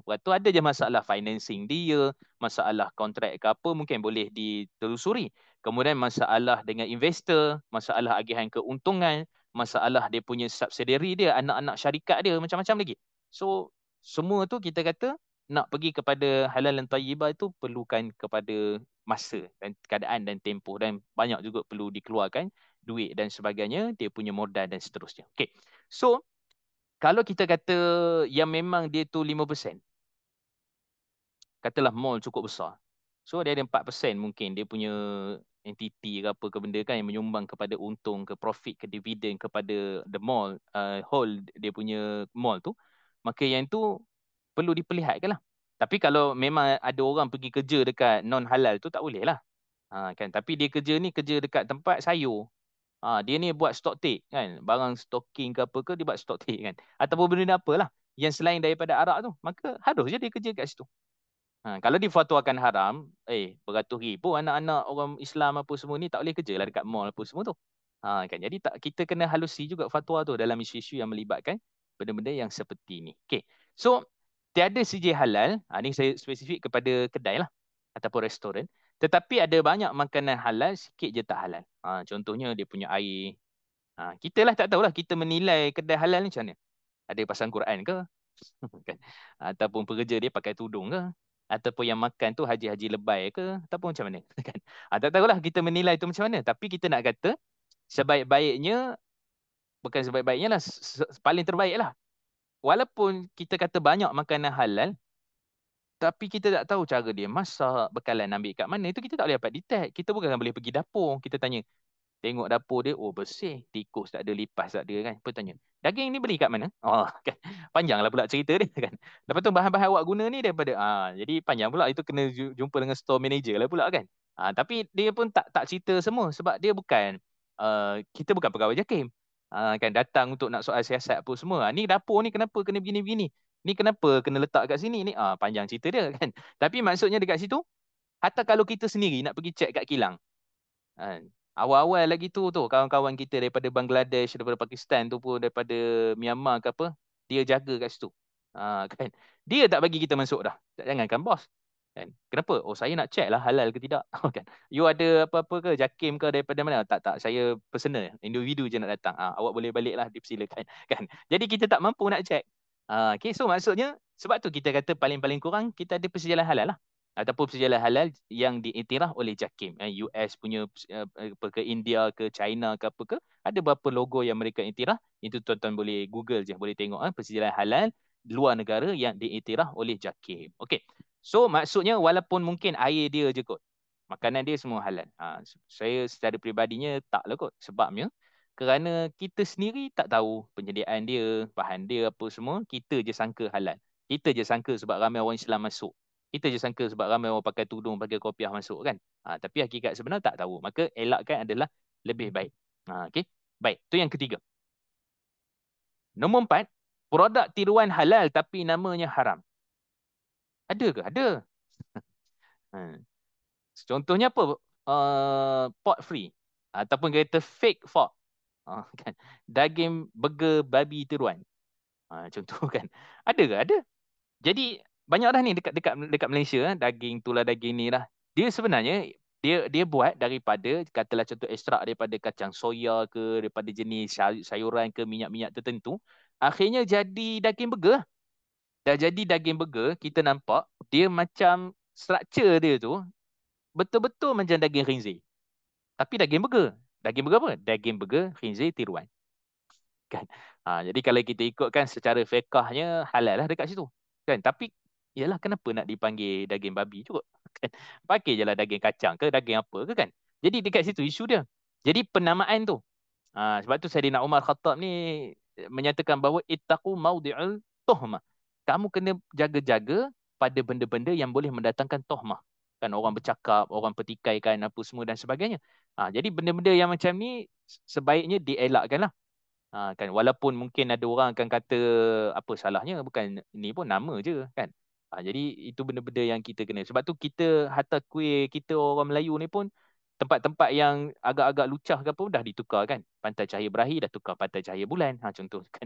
Walaupun di sudut orang Terengganu ke apa, Berahi tu tak ada masalah pun. Benda macam tu je lah kan.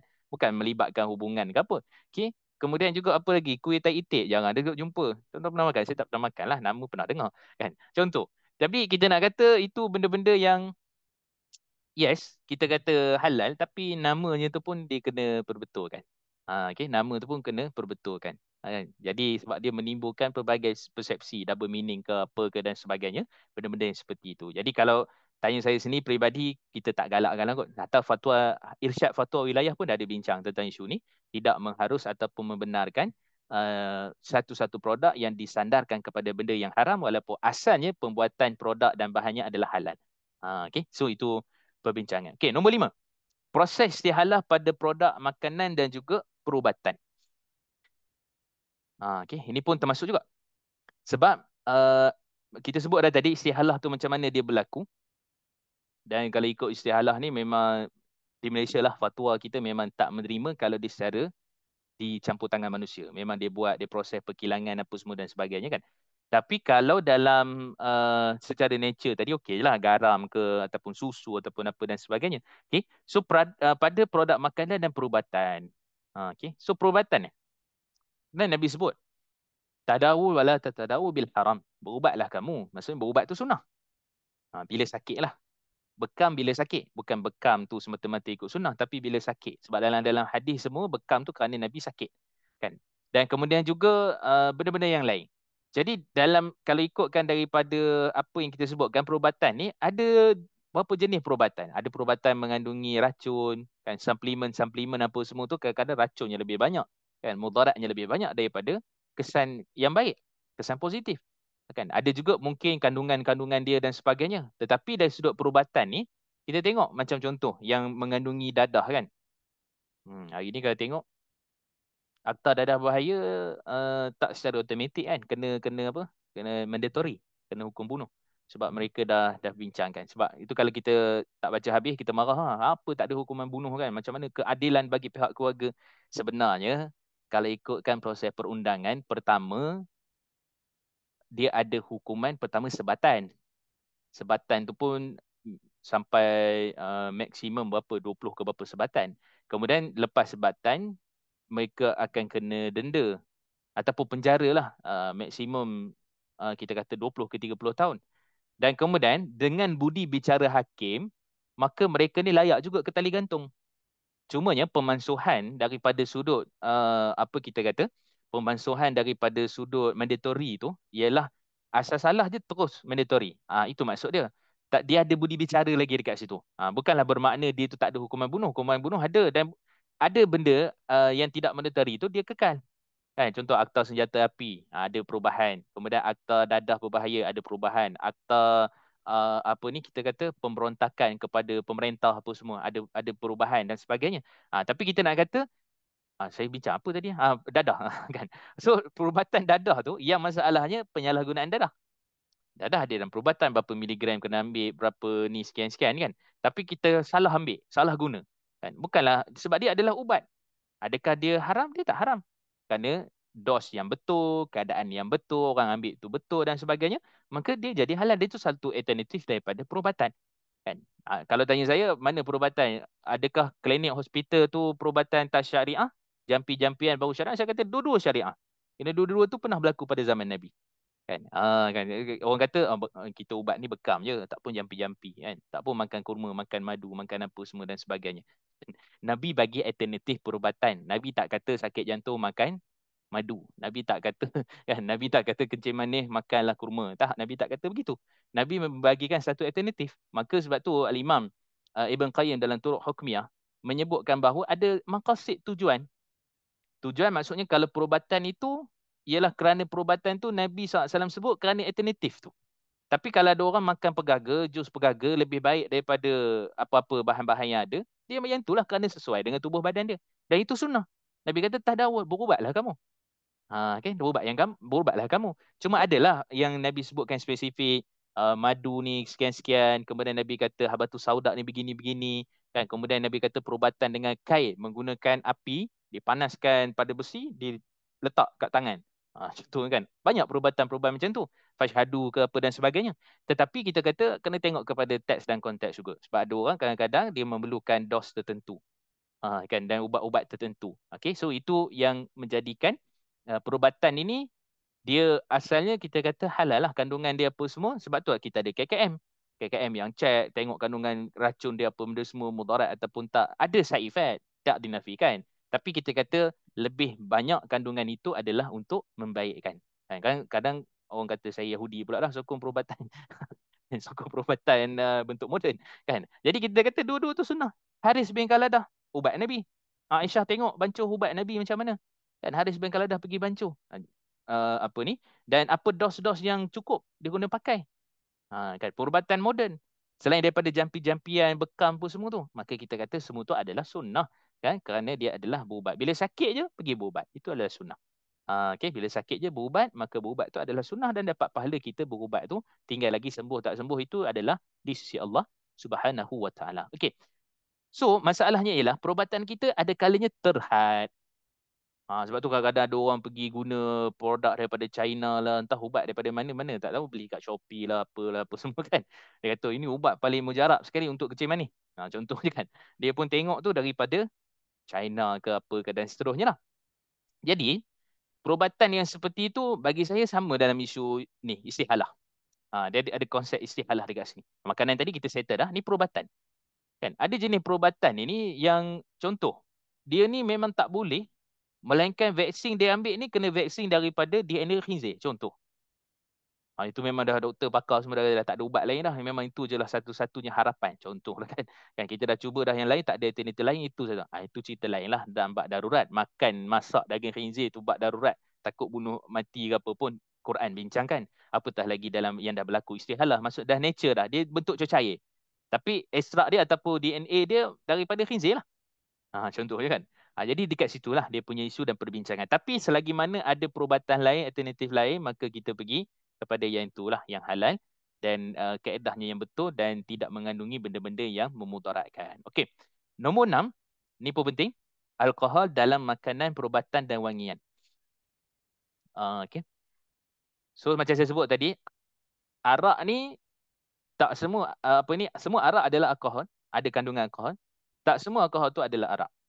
Sebab kadang-kadang bila sebut tentang alkohol ni, dia ada beberapa isu dan keadaan. Yang pertama memang, saya bawa sini dua lah kot. Yang pertama memang secara industri, memang alkohol tu dibuat secara industri. Yang kedua, alkohol tu bila kita buat je makanan, masak je apa, dia dah ada alkohol. Contohnya kalau kicap, sebotol kicap tu kan, ada 0.02 kandungan alkohol. Kalau chili sauce yang kita tu ada 0.04 kandungan alkohol. Kalau tapai lagi tinggilah 2% ke berapa peratus, 5% alkohol. Kan?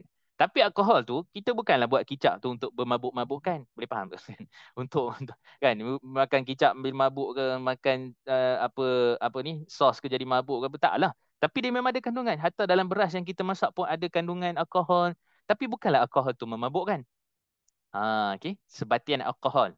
Silah sainnya adalah proses dia pemeja-lawapan, proses penapaian ke, proses apa keadaan dia ke dan sebagainya. Tapi kita nak kata dari sudut asalnya yang benda macam ni dimaafkan. Benda ni memang suka nak elakkan dalam tapai selagi mana tak mabuk lah kan. Jadi maksudnya kandungan tu tinggi sebab kerana perasa, sebab kerana mungkin nak tahan lama, nak apa semua dan sebagainya lah. Kan sos apa-apa yang kita guna pakai kan, serbuk-serbuk apa ada je kandungan alkohol dia. Okey. Ini dipanggil mazhab alkohol. Maksudnya kita menyatakan semua benda tu ada je alkohol. Kan. Tetapi tidaklah memabukkan. Bukan kerana kita buat, tapi kerana memang dia memang terjadi tersendiri. Kan proses penapaian kita panggil tadi tu kan. Maksud dia terjadi sendiri. Itu satu. Yang kedua, memang industri dibuat secara alkohol. Alkohol tu dibuat secara industri. Terbalik pula. Alkohol tu dibuat secara industri. Mereka gunakan gula, kemudian mereka peram, akhirnya jadi campur yeast apa semua, akhirnya jadi alkohol secara industri. Alkohol secara industri lah yang digunakan dalam makanan dan minuman. Contohnya pewarna.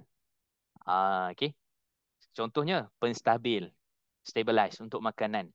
Kan? Contoh yang lain adalah untuk ketahanan contohnya.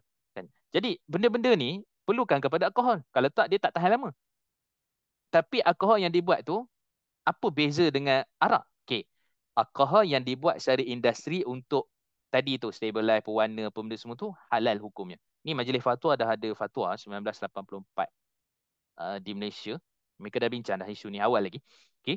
So maksudnya kita kena faham sebab ada orang dia akan kata oh ada kandungan alkohol je haram kan. Sebab walaupun ada 0.01% alkohol tapi dia dibuat untuk tujuan memabukkan untuk arak haram hukum dia. Nak dibandingkan dengan tapai tadi ada 2%. Tapi 2% tu bukan tujuan buat untuk mabuk. Saya ada kawan dekat Sarawak. Dia Islam lah, Muslim. Tapi keluarga dia tak Islam. Tahun lepas mereka buat majlis berjumpa lah ahli keluarga apa semua tu. Mereka hidangkan tuak. Dia buat daripada beras lah. Ada tuak daripada beras, ada tuak daripada pokok kabung, macam-macam lagi lah. Kan? Tuak tu tak difahami di orang Kelantan tak memahami tuak tu ada benda memabukkan sebab dia nira tu lah, nira kelapa ke nira apa yang masih belum bertukar masam ke apa semua tu kan, tak diperam, maksudnya sehari dua hari tu okey lah kan. Yang masalahnya ialah tuak yang mereka buat ni memang buat untuk arak, untuk memabukkan. Jadi kalau tuak nira kelapa ke apa semua tu, air tu kan, cecair tu nira lah kita kata, ataupun kabung ke apa, kita memang buat untuk minuman biasa. Kalau pergi-pergi belah-belah sana tu sedap tu air tu kan. Jadi adakah dia haram? Tak haram. Kerana dia bukanlah buat itu adalah kerana untuk memabukkan. Tapi yang mereka ni buat ni memang untuk nak memabukkan. Jadi bila balik tu mereka tengok mereka dah Muslim kan. Jadi tengok mabuk apa semua tu. Jadi tahun berikutnya mereka tak balik lah. Bila tak balik tu mereka ubah pula. Dia tak buat hari yang mereka mabuk tu kan. Jadi kumpul ramai-ramai tu tak mabuk pula kan. Tapi tak apalah, penghormatan kan kepada orang yang Islam, kepada saudara mara yang Islam dan sebagainya. Tapi kita nak cerita asasnya ialah kena faham konsep. Jadi kalau kita faham konsep alkohol secara industri, dibuat daripada ekstrak tebu ke apa ke, daripada campuran yeast, diperam dan kemudian dijual secara industri. Kalau kat Perlis ke kat belah mana ada dia punya kilang khusus dalam apa kedah kan. So industri tu untuk apa, macam tadi lah kita kata pewarna apa semua, maka dia juga termasuk halal. Kata Majlis Fatwa Kebangsaan dia bukan dibuat untuk mabuk kan. Dia dibuat adalah untuk penstabil apa semua dan sebagainya. Okey. So sama juga dalam perubatan. Kan boleh jadi benda-benda ni telah pun bertukar dia punya apa dan sama juga dalam wangian kan. Wangi-wangian ni biasanya ialah kawan kita hadiah kan, baru balik dari France, minyak wangi mahal kan contohlah kan. Bukan dia kalau balik dari Mekah Madinah tu minyak wangi RM5 sebotol tu, RM5 kan. Tapi kalau balik dari France ke daripada apa, minyak wangi mahal lah. Jadi bila bagi tu kawan kita ni, saya tak pernah bawa pakai ni. Apa cerita pula ni kata. Saya tak boleh pakai sebab ada alkohol. Macam tu kan. Dia orang yang terpaling fiqah kan. Orang yang sangat menjaga hukum hakam. Hakikatnya kita kata alkohol dalam pewangian tidak jadi masalah. Untuk bagi dia ketahanan, untuk apa semua. Majlis fatwa pun dah fatwakan harus. Dalam wangi-wangian tu, dalam kita punya softline. Kan. Kita, apa, macam saya sebut lah. Kalau bila sebut je Maggi tu, semua Maggi. Tak kira lah apa jenama pun Maggi belaka kan. Kalau ubat gigi tu Colgate belaka. Tak kira apa jenama pun, yang penting Colgate lah. Sama juga. Kalau wangian pun tak kira apa jenama, yang penting softline lah kan. Okay, so maksudnya wangian-wangian ni pun ada juga kandungan alkohol dia untuk baju, untuk apa, untuk mewangi kan. Tapi dia tidaklah dianggap haram. Tak adalah pakai baju tiba keluar tu silap jalan, mabuk ke apa ke. Tak adalah kan. Sebabnya apa? Kerana kita kata keadaan itu bukan untuk tujuan memabukkan. Okay, so ini antara alternatif lah pada zaman sekarang ni, yang mana ia bukan satu benda yang diharamkan atas konsep kerana pembuatan itu bukan untuk memabukkan. Contoh perubatan yang macam ubat-ubat sapuan. Banyak tau. Ubat sapu, ubat luka, ubat apa semua kan. Ubat atau ubat gamat ke apa ke semua kan. Tapi tak adalah orang pergi minum ubat tu. Minum-minum ke apa ke kan. Jadi tu orang bincang dulu. Vaksin pula dah. Kita punya apa tu nama dia? Yang untuk cegah virus apa semua tu. Malaysian Ustaz. Apa dia? Apa nama istilah dia? Ah, Lupa dah saya. tak Ustaz. Oh, Sanitizer, sanitizer. Ustaz. Apa dia Ustaz? Ah, Saya ingat ada. Oh, saya ingat. cecair-cecair tu kan. So sanitize lah, untuk kita guna sanitize tu kan. So guna benda tu, berapa banyak kandungan alkohol dia kan. Tapi kita kata bukanlah kita tiba ada orang pergi minum ke apa. Tak adalah. Dia untuk tangan lah. Kan, untuk mencegah daripada virus ke apa, ataupun kita kata keadaan-keadaan tertentu. Kan. Tapi kita kata kandungan alkohol dia tinggi. Kan, ada orang kata kalau gitu tak boleh kurangkan ke? Tak 2% dah lah macam tadi tu. Tak boleh lah. Tak matilah virus tu kan. Jadi kita perlukan kepada 70-80% minimumnya, contohlah. Jadi maksudnya situ ada tak kandungan? Ada, tapi dia dah digunakan secara berluasa untuk perubatan. Dia bukan digunakan untuk memabukkan. Jadi itu sebab tu saya kata tadi, kita pergi kepada pokok asalnya. Tak semua alkohol itu adalah terus direct kita katakan sebagai arak, tapi boleh jadi semua arak tu adalah alkohol, ada kandungan alkohol yang untuk memabukkan. Okey, itu konsep asas yang kita kena tahu dalam isu-isu melibatkan perkara ni. Okey, hari ni lebih kepada halalan thayyibah. Maksudnya ni pun kait dengan muamalat, kita nak beli, kan, kita nak apa dan sebagainya. Okey, so saya ada ni sikit dengan saya punya Eza Syariah Solution Advisory ni. Ini bukan nak promote produk. Okay. Okay. Tapi nak sebutnya, Eza ni Dr. Zahrudin punya lah. Al-Fadhil Ustaz Dr. Zahrudin. Saya ada terlibat banyak juga berkait dengan Eza ni. Uh, Mereka ataupun staff, macam Ustaz Syafiq ke siapa yang buat ni, mereka dah ada buat survey sertifikat halal JAKIM ni. Wallah alam lah tempat lain mereka ada buat, tapi setakat ada 4-5 tempat ni, dia akan, ni panjang lagi ni list dia ni, saya ambil ringkas je. Tonton pergi kat page tu, perempuan pergi kat page tu, dan memudahkan kita kalau nak pergi makan kat mana-mana. Tak payah dah sibuk-sibuk nak pergi check nombor berapa JAKIM punya sertifikat, nombor kelulusan pun tak payah dah. Kan, jadi boleh tengok tu kat sini. Tengok, ada tak halal rupanya sebelum kita duk minum ni. Kan. Okey, bungkus kau-kau. Tengok contoh lah kan. Sertifikat ke apa ke. Tengoklah. Dia punya dia kan. Jadi biasanya, macam saya sebut tadi, kalau contoh dekat, Pavilion tak buat. Contoh kalau kat Pavilion, kita ada, contohnya Tony Romas. Contohlah. Tony Romas ni pada luar lah. Jadi dia memang sediakan dia punya makanan apa semua tu. Tapi kalau dekat Pavilion, halal. Memang ada status halal JAKIM dia. Tapi kalau setengah tempat lain belum ada. Saya tak tahu sekarang ni update itu, mungkin setahun 2 tahun lepas punya update. Tapi sekarang ni adakah semua dapur-dapur ni dia dapat perjalanan halal? Macam saya sebut tadi, bila halal satu kitchen dia, tak semestinya yang lain yang tahu halal, melainkan keseluruhan dia punya apa outlet ataupun branch dia halal.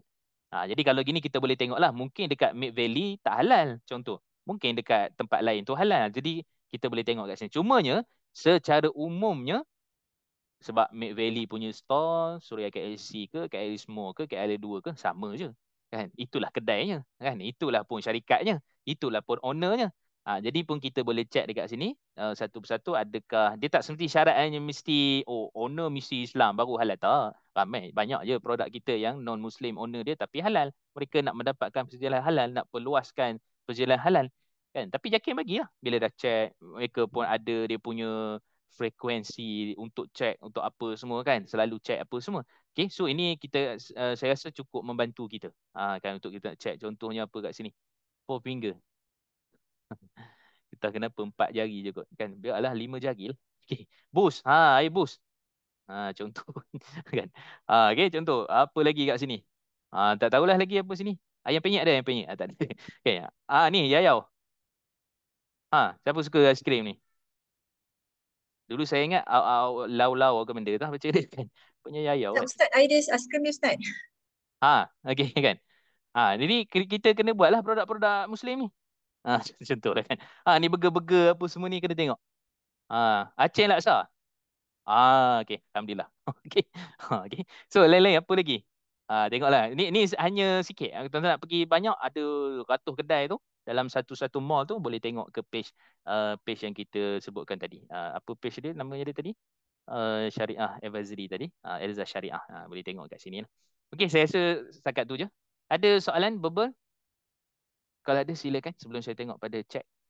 Ustaz, Okey. maknanya kan kalau satu company itu macam katalah macam macam makan tu, macam katalah Burger King ke, apa tu yang makanan Jepun tu lah, Korea ke apa kan, maknanya kan setiap branch tu mereka ada, maksudnya macam franchise kan, maksudnya kan tak semestinya bila satu tempat tu dah ada shop halal dan dia ada satu tempat lagi maksud kita, maksudnya bila satu tempat tu dah halal dan satu tempat lagi kemungkinan besar tak tak ada sedia halal Ustaz kan. Maknanya kita tak boleh pukul rata lah bila nampak oh ini produk ni kedai makan produk ni memang dah ada sedia halal JAKIM. Tetapi kita masuk kedai branch yang lain pula. Dan dekat situ kita tak sebab Ustaz dia berbeza-beza Ustaz. Itu macam mana Ustaz? Itulah saya kata dari sudut asalnya kerana sebab JAKIM dia pergi tengok dapur tu. Kan memang mereka pergi tengok, mereka pergi perhatikan mereka kebersihan, penyediaan apa semua tu. Jadi ada setengah-setengah kitchen dia tu di branch di tempat lain, JAKIM tak pergi tengok lagi. Dia dah dapat satu branch dah, tapi yang branch ni JAKIM tak pergi teliti betul dia punya apa semua. Sebab kadang-kadang dia hampir sama je, maksud tu lah dapur yang sama, stainless steel ke apa tu, okey lah. Tapi keadaan tu, memasaknya tu, ataupun bahan-bahan yang lain apa dan sebagainya. Mungkin juga setengah-setengah tempat, walaupun branch sama, tapi produk tu tak ada dekat situ. Dia ada branch yang lain. Contohnya kan, itu pun kadang-kadang perlukan juga nak tengok kepada isu tertentu. Sebab tu dapur dia kena sertifikat halal, kemudian produk dia dan seterusnya. Okay, itu dia punya keadaan. Cuma bagi saya sendirilah, walaupun kita kata ada dah sedia halal dalam satu-satu apa dia punya kitchen tu ataupun restoran itu, tapi still kalau kita mampu kita boleh buat, kita check juga kan yang bahagian lain sebab dia ada nombor, dia ada apa semua dan sebagainya. Okey, silakan Dr. Munirah, silakan. Ustaz. Assalamualaikum. Silakan. Nak tanya kan ada tadi Ustaz cakap macam kalau JAKIM bagi halal semua kan dia tengok kita penyediaan semua tu kan. Okay. Saya teringat yang ada hadis kan yang sahabat bertanya macam ada dapat jemputan daripada orang non-Muslim kan untuk makan kenduri macam tu kan. Jadi macam contoh kalau kita pergi dekat overseas ke apa kan, macam dah tak ada pilihan makanan, saya pernah dengar yang ada yang kita ambil pandangan kalau kalau ataupun dekat pinggan yang kita makan tu tak nampak sisi-sisi daging khinzir ke apa tu macam dibolehkan. Jadi sebenarnya macam kita nak harmonikan hadis tu. Okey, hadis tu riwayat Ibnu Mas'ud dan juga Ibnu Umar dalam Musannaf Ibnu Abi Syaibah. Hadis tu sahih. Tapi ceritanya situasi berbeza. Ceritanya macam ni. Kata Ibnu Mas'ud ataupun Ibn Abbas, ada orang datang, sahabat lain lah. Dia kata ada satu orang ni, dia buat riba. Okay, dia buat riba. Jadi dia buat riba dan kemudian pada waktu tu dia jemput kami datang ke rumah dia. Jadi boleh tak kami makan? Okay. Kemudian Nabi SAW sebut, kamu pergi dan dosa ke atasnya. Kamu pergi makan dan dosanya ke atasnya. Okay. So hadis ini dia nak fokus kepada apa kita kata? Maksudnya ialah kerana ke status, bukan status kehalalan makanan tu secara spesifik, tapi pendapatan dia. Pendapatan dia itu sendiri. Dan pendapatan itu sebenarnya memang untuk bagi orang lain halal. Tapi kalau contoh, saya buat contoh. Ayam tu tak sembelih. Ayam tu tak sembelih. Kita bagi pada orang lain. Adakah ayam tu akan jadi halal? Tak jadi halal. Tak jadi halal. Okey, kalau kita ada duit, bukan kita lah kan. Contoh ada orang ni berjudi, kan. Jadi dia ni nak bertaubat daripada ni. Jadi tapi dia ada duit. Takkanlah duit tu dia nak bakar kan. Jadi dia pun nak bagi kepada orang fakir miskin. Maka bagi fakir miskin tu halal. Sebab dia yang guna tu haram. Dia bagi pada orang lain halal. Itu istilah fiqahnya dipanggil tadawul ataupun tadabul sababul mikra imam maqam tabadudzat. Bila bertukar kepemilikan, maka bertukar status kehalalan dia. Maksudnya bagi dia kalau guna haram, bagi kepada orang lain halal. Kan macam duit-duit tak patuh syariah, kan bagi fakir miskin halal, tak ada orang guna halal. Dia je tak boleh guna haram. Kan sebab dia yang cari, dia yang buat, dia yang create. Okey, dalam isu makanan tadi, kalau lembu tu tak sembelih, dia bagi pada orang lain. Itu jadi masalah. Okey, ada satu hadis lagi dalam riwayat Imam Tirmizi. Nabi suruh seorang wanita ni pergi cari kambing. Maksudnya belilah. Bila pergi tu, Nabi pergi cari. Panjang hadis ni sahih. Dia pun pergi beli, pergi cari apa semua, tak jumpa. Akhirnya dia jumpa seekor kambing yang tak ada tuan. Dia pun ambil kambing tu, bawa balik. Kemudian sembelih apa semua. Dan kemudian Nabi SAW sebutkan, sembelih tu halal lah apa semua kan. Tapi cara mendapatkan tu tak halal. Halal sembelih apa semua. Jadi bila Nabi tanya, ni kamu dapat pada mana? Ya Rasulullah, dia pun kata, aku tadi cari tak jumpa, akhirnya aku jumpa seekor kambing ni, aku pun ambil. Kan Nabi kata, maksudnya kita tak makan, kami tak makan, tapi bagi kepada tawanan perang. Bagi kepada tawanan perang. Maksudnya tawanan perang ni kalau ikut dalam konteksnya macam tak Islam lagi lah. Sebab mereka tawanan perang kan. Itu satu. Tapi dalam konteks yang kedua, kalau ada yang Islam pun mereka boleh makan. Sebab kerana hasil kambing curi. Kambing sembelih tu halal, tapi hasilnya hasil curi. Maka status kambing tu halal, tapi dia tak boleh makan orang yang curi. Dia kena bagi pulang pada tuan dia ataupun bagi kepada orang lain. Jadi dalam konteks tadi, kalau kita nak gabung jalinkan antara hadis tadi, maksudnya kalau benda tu memang asalnya tidak halal, maka bertukar status pada orang lain pun dia memang tak halal kerana dia makanan. Kerana dia tidak sembelih, kerana dia cara penyediaan apa semua dan sebagainya. Tapi kalau dia itu cara mendapatkannya, contoh dia curi seekor kambing, bagi dia haram lah, tapi dia kena pulang balik. Tapi katalah tuan dia kata, cari-cari tak jumpa, kira halal lah kot. Kira halal tu, halal dia makan. Tapi dalam masa yang sama, kalau dia bagi pada orang lain pun halal untuk makan. Dengan syarat sembelih lah. Kan? Jadi dia ada beza kat situ. Maksudnya, asal zat makanan itu sendiri dengan perolehan wang tu sendiri. Itu dia punya konteks dia lah. Okay, keadaan dia. Wallahualam. Okay, silakan Puan Anis. Ustaz, Okay. betul ke saya ada terbaca apa ni yang dikatakan kalau minuman tu disimpan dalam satu tempat minuman tak halal dan yang halal tu disimpan pada satu fridge, dia menyebabkan minuman yang disimpan sekali tu tak boleh diminum.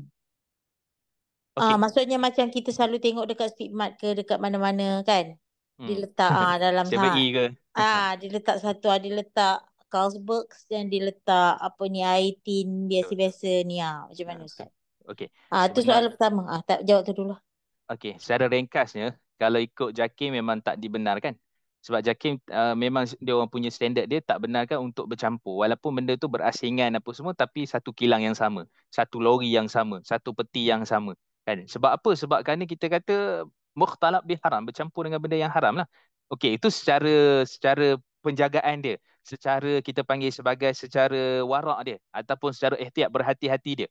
Tapi sebenarnya, walaupun bercampur, sebelah ni sini, ni tin air orange contohnya. Kita pun ambil minum. Secara fiqahnya halal. Secara fiqahnya halal. Tapi kita kata secara menjaganya tu. Kan secara berhati-hatinya tu.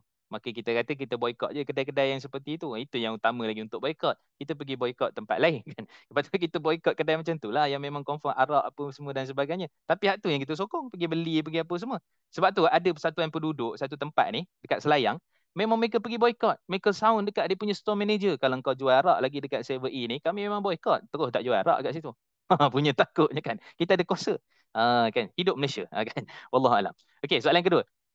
Soalan kedua. Itu yang Ustaz cakap istihalah tadi tu dalam sudut pinggan yang fine bone tu kan. Okey, maksudnya memang tak dibenarkan lah. Maksudnya walaupun dia mengubah struktur 100% semua sekalian. 100% tetap tidak menghalalkan asal kejadian benda tu. Okey, cantik. Okey, saya ulang balik tadi. Itu adalah pandangan mazhab Syafi'i dan mazhab Hambali. Menyatakan istihalah secara campur tangan manusia memang tidak dikira sebagai halal lah. Okey, jadi Majlis Fatwa Kebangsaan kita dekat Malaysia mengambil pandangan mazhab Syafi'i lah. Kerana mereka menyatakan maksudnya walaupun dah ditukarkan, walaupun dah diubah apa semua melalui pembakaran, melalui dah tak ada lemak-lemak dia kan, dah tak ada apa, dah jadi pinggan. Jadi bagi mereka itu adalah tak boleh lah sebab kita banyak lagi pinggan-pinggan lain. Macam tu kan. Melainkan kita makan dah tak ada pinggan lah. Tapi kita nak kata itu dia punya asal. Cuma kalau dia simpan, contohnya disimpan untuk buat perhiasan, dia kata inilah koleksi pinggan saya. Nanti tolong faraidkan ya. Nanti ambil bahagian masing-masing kepada anak dan cucu saya. Itu cerita lain. Itu perhiasan apa semua. Tapi bila kita guna tu. Jadi di situ kalau tanya saya, Syafi'i, Hambali dan Majlis Fatwa Kebangsaan Malaysia memang tidak mengharuskan. Tapi kalau tuan-tuan ambil kerana dah berlaku, puan-puan lah, ambil dah berlaku semula jadi. Kerana mazhab Hanafi lebih besar dalam isu ni, perbincangan dia. Mungkinlah dalam konteks tu. Cuma bagi saya sendirilah, dalam bab ni, kita ada pilihan yang lain yang banyak lagi, maka yang itu lebih utama. Kalau sekadar perhiasan ke apa, tidak jadi isu. Jangan emas dan perak saja. Okay, jangan pinggan buat pada emas dan perak saja. Wallahualam. Okey, saya ambil soalan kat sini sepintas lalu. Ini saya tak tahu ada terlepas ke tak ni. Saya tengok Ustaz kalau ada penipuan dia punya bahan-bahan macam Ustaz cakap tadi penghilang tu berdosa lah kan, tak jujur. Ya, atajru ambil as-sadiq. As-saduq ma'al anbiya wa syahadat wa salih. Peniaga yang jujur bersama dengan nabi, para anbiya dan bersama dengan orang-orang soleh dekat akhirat. Maksud kalau dia tak jujur, Nabi kata innal fujjar yub'ats yaumal qiyamah fujjara. Inna tujjar yab'atsu yaumal qiyamah fujjara. Semua peniaga-peniaga ni dibangkitkan daripada hari kiamat sebagai seorang yang jahat, kata Nabi. Illa bir, melainkan orang yang buat baik. Sadaq, benar. Ini jujur dalam perniagaan dia. Itu dalam hadis, tak silap saya dalam Bukhari. Tapi yang penting sahih lah hadis tu. Iaitu Nabi menyatakan semua peniaga akan dibangkitkan pada hari kiamat sebagai seorang peniaga yang sangat jahat. Fujaron, kan, jahat. Melainkan orang yang benar, yang bertakwa, yang jujur dan amanah. Jadi memang menipulah kita kata dalam bab tu. Sebab strategi marketing. Kalau dia sebut extra gula, siapa nak beli? Tapi sebut extra buah ting. Oh, ni buah ting ni. Kan, jadi gitulah. Okay, ada penipuan kat situ. Okay, kali ni Roger rezeki halal. Okey, okey. So surah An-Nahl, istihalah proses perubahan okey, okey, lagi. Tak tahu dinosaur tu ada ke? Tak tahulah. Okey. Kenapa makan okey, lagi. Okey. Oh, manis sedap kuih tahi itik. Saya pun tak tahu. Okey. Habatus sauda. Okey, lagi healthy food lifestyle. Okey. Tuak dia tak haram, tak memabukkan. Okey, tadi kita dah sebut tadi kan. Tu kena bezalah kalau disimpan memang nak bagi mabuk, bagi apa, tu cerita lain lah. Okey, minyak wangi dari Taif, kicap, tapai. Okey. Ustaz, Okey. saya nak Ya. tanya lagi satu soalan. Okey, silakan. Lepas tu kalau alkohol dia ada dua. Satu alkohol dari sudut makanan fermentation. Satu lagi alkohol yang sintetik yang untuk ubatan dan kosmetik kan. Ya. Jadi yang alkohol yang Ustaz sebutkan untuk yang fermentation yang dalam makanan tu jelas kita tak boleh makan. Lepas tu Ustaz cakap yang tapai tu adalah sebab dia bukan tujuannya kita buat untuk memabukkan, betul? Betul. Kalau tujuan kita ferment tu katalah kita buat apa-apa pun dengan tujuan untuk memabukkan, dia tetap haram, betul? Betul. Okey. Itu settle satu. Lepas tu kalau yang alkohol dari segi sudut sintetik yang untuk kosmetik katanya minyak wangi. Adakah dibenarkan kita pemakaiannya dalam solat? Semua banyak sangat orang tanya. Dibenarkan. Fatwa dah mengharuskan. Tak ada masalah. Tak ada masalah pemakaian dalam solat? Tak ada masalah. Sebab kerana, okey, dia perbincangan dia yang disebutkan ialah kerana adakah alkohol itu najis. Itu perbincangan fiqh. Dalam mazhab Syafi'i pun bincang, Syekh Dr. Mustafa Al-Bura sebut, Ali Surbaji dan sebagainya. Adakah daripada sudut mazhab Syafi'i dia adalah kotor ataupun jijik ataupun macam mana? Asalnya alkohol tu kotor tu adalah kerana pembuatan arak tu lah. Sebab tu kena basuh apa semua. Sebab bukan kena samak tapi kena basuh lah, kena hilangkan. Tapi kalau alkohol tu adalah kerana untuk tadi sintetik dalam perubatan apa dan sebagainya, memang tujuan itu diperlukan. Maksudnya kalau kita sapu ni, dia apa kesan dia akan kekal ubat tu contohnya. Ataupun kesan dia akan larut. Kesan dia akan cepat menyerap dalam kita punya kulit ke apa. Maka waktu sah bawa solat, tak ada masalah. Kan? Majlis Fatwa pun dah bincang, termasuk Fatwa 1984 seperti mana kita sebutkan tadi. Okey, ada lagi soalan, alkohol dalam minyak angin untuk redakan sakit urat halal ataupun tak halal dengan syarat jangan minum minyak wangi tu. Tu je. Halal, tak ada masalah. Maksud memang kita kan untuk ada kesan, ada angin dia ke apa, tidak jadi isu. Okey. Okey, kemudian angkat tangan dulu. Macam isu syetrol bekas daging tak halal boleh kan sampai tu sama juga tu kan. Kadang-kadang ialah tempat menyimpan apa semua tu secara saya sebut tadi secara fiqahnya boleh je, harus je kan. Tapi kita kata ialah secara terperincinya sebab mazhab Syafi'i ni ada kaedah dia panggil ihtiyat, berhati-hatinya, waraknya kena asing lah. Itu sepatutnya. Okey. Baik. Okey. Sampai sekarang okey. Okey, pinggan lagi berniaga di tempat yang tak dibenarkan macam mana Ustaz? Betul juga tak ada lesen, tak ada apa kan, kena tarik dengan PKN. Okey, itu perundangan. Kan, contohnya kalau dia berniaga tempat tak ada lesen, perniagaan dia tu tempat tu yang haram. Dia niaga burger halal tak ada masalah. Jangan kata burger haram dia makan. Kenapa? Jaga berniaga tak ada lesen. Sebab apa? Di BKN tidak benarkan. Jadi kita nak kata asalnya halal. Tapi kerana tempat dia tidak patuh kepada undang-undang. Okay, di situlah daripada sudut dia punya perbincangan dia. Okay, so hadis tadi, ubat batuk yang ada alkohol tak boleh makan. Boleh, tak ada masalah. Memang ubat batuk ada alkohol pun. Ubat batuk tu memang ada kandungan alkohol pun. Kan, dia bukan kira, ada tak ubat batuk tu? Tak ada. Itu kena buat sendiri. Kena tanya Kak Liza, mungkin ada respi-respi dia untuk buat ubat batuk yang tak ada alkohol. Tapi ceritanya memang ada juga. Memang ada. Apa keadaan sekalipun, jenis ubat batuk memang ada alkohol. Tapi kita kata memang ada efek lah. Efek tu kerana bahan dia, bukan kerana memabukkan apa. Dia nak rasa nak tidur atau apa tu, itu memang normal lah. Kerana ada side effect dia. Okay. Pil ubatan yang ada gelatin, kena okey. Okey. Ada yang lain-lain lagi soalan sebelum kita habiskan? Okey, sebelum tu. Alhamdulillah setakat tak ada. Okey, sebelum tu seperti biasa kelas kita ni dah berubah ke hari Selasa minggu pertama dan minggu ketiga. Kerana pada bulan ni kita tak ada sebab tu kita drag ke 29 ni. Okey, itulah keadaan dia. Wallahu alam, saya serahkan balik kepada Kak Syafini. Sekadar tu saja insya-Allah. Wassallallahu ala Muhammad wa alihi wasallam. Kita jumpa lagi insya-Allah. Assalamualaikum warahmatullahi. Waalaikumsalam warahmatullahi wabarakatuh. Barakallahu fikum Ustaz dan semua sahabat. Meriah hari ini. Saya pun ada soalan tapi tak apalah, later lah. InsyaAllah. Masa dah lebih. InsyaAllah kita jumpa lagi di kuliah yang akan datang. Kita tutup dengan tasbih kafarah dan surah Al-Nas.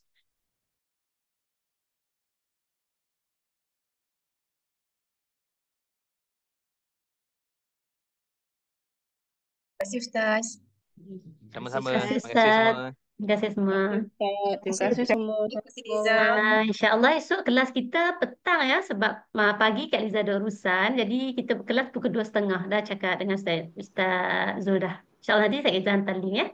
Okay, Assalamualaikum. Salam. Terima kasih. Assalamualaikum warahmatullahi wabarakatuh. Assalamualaikum. Ah.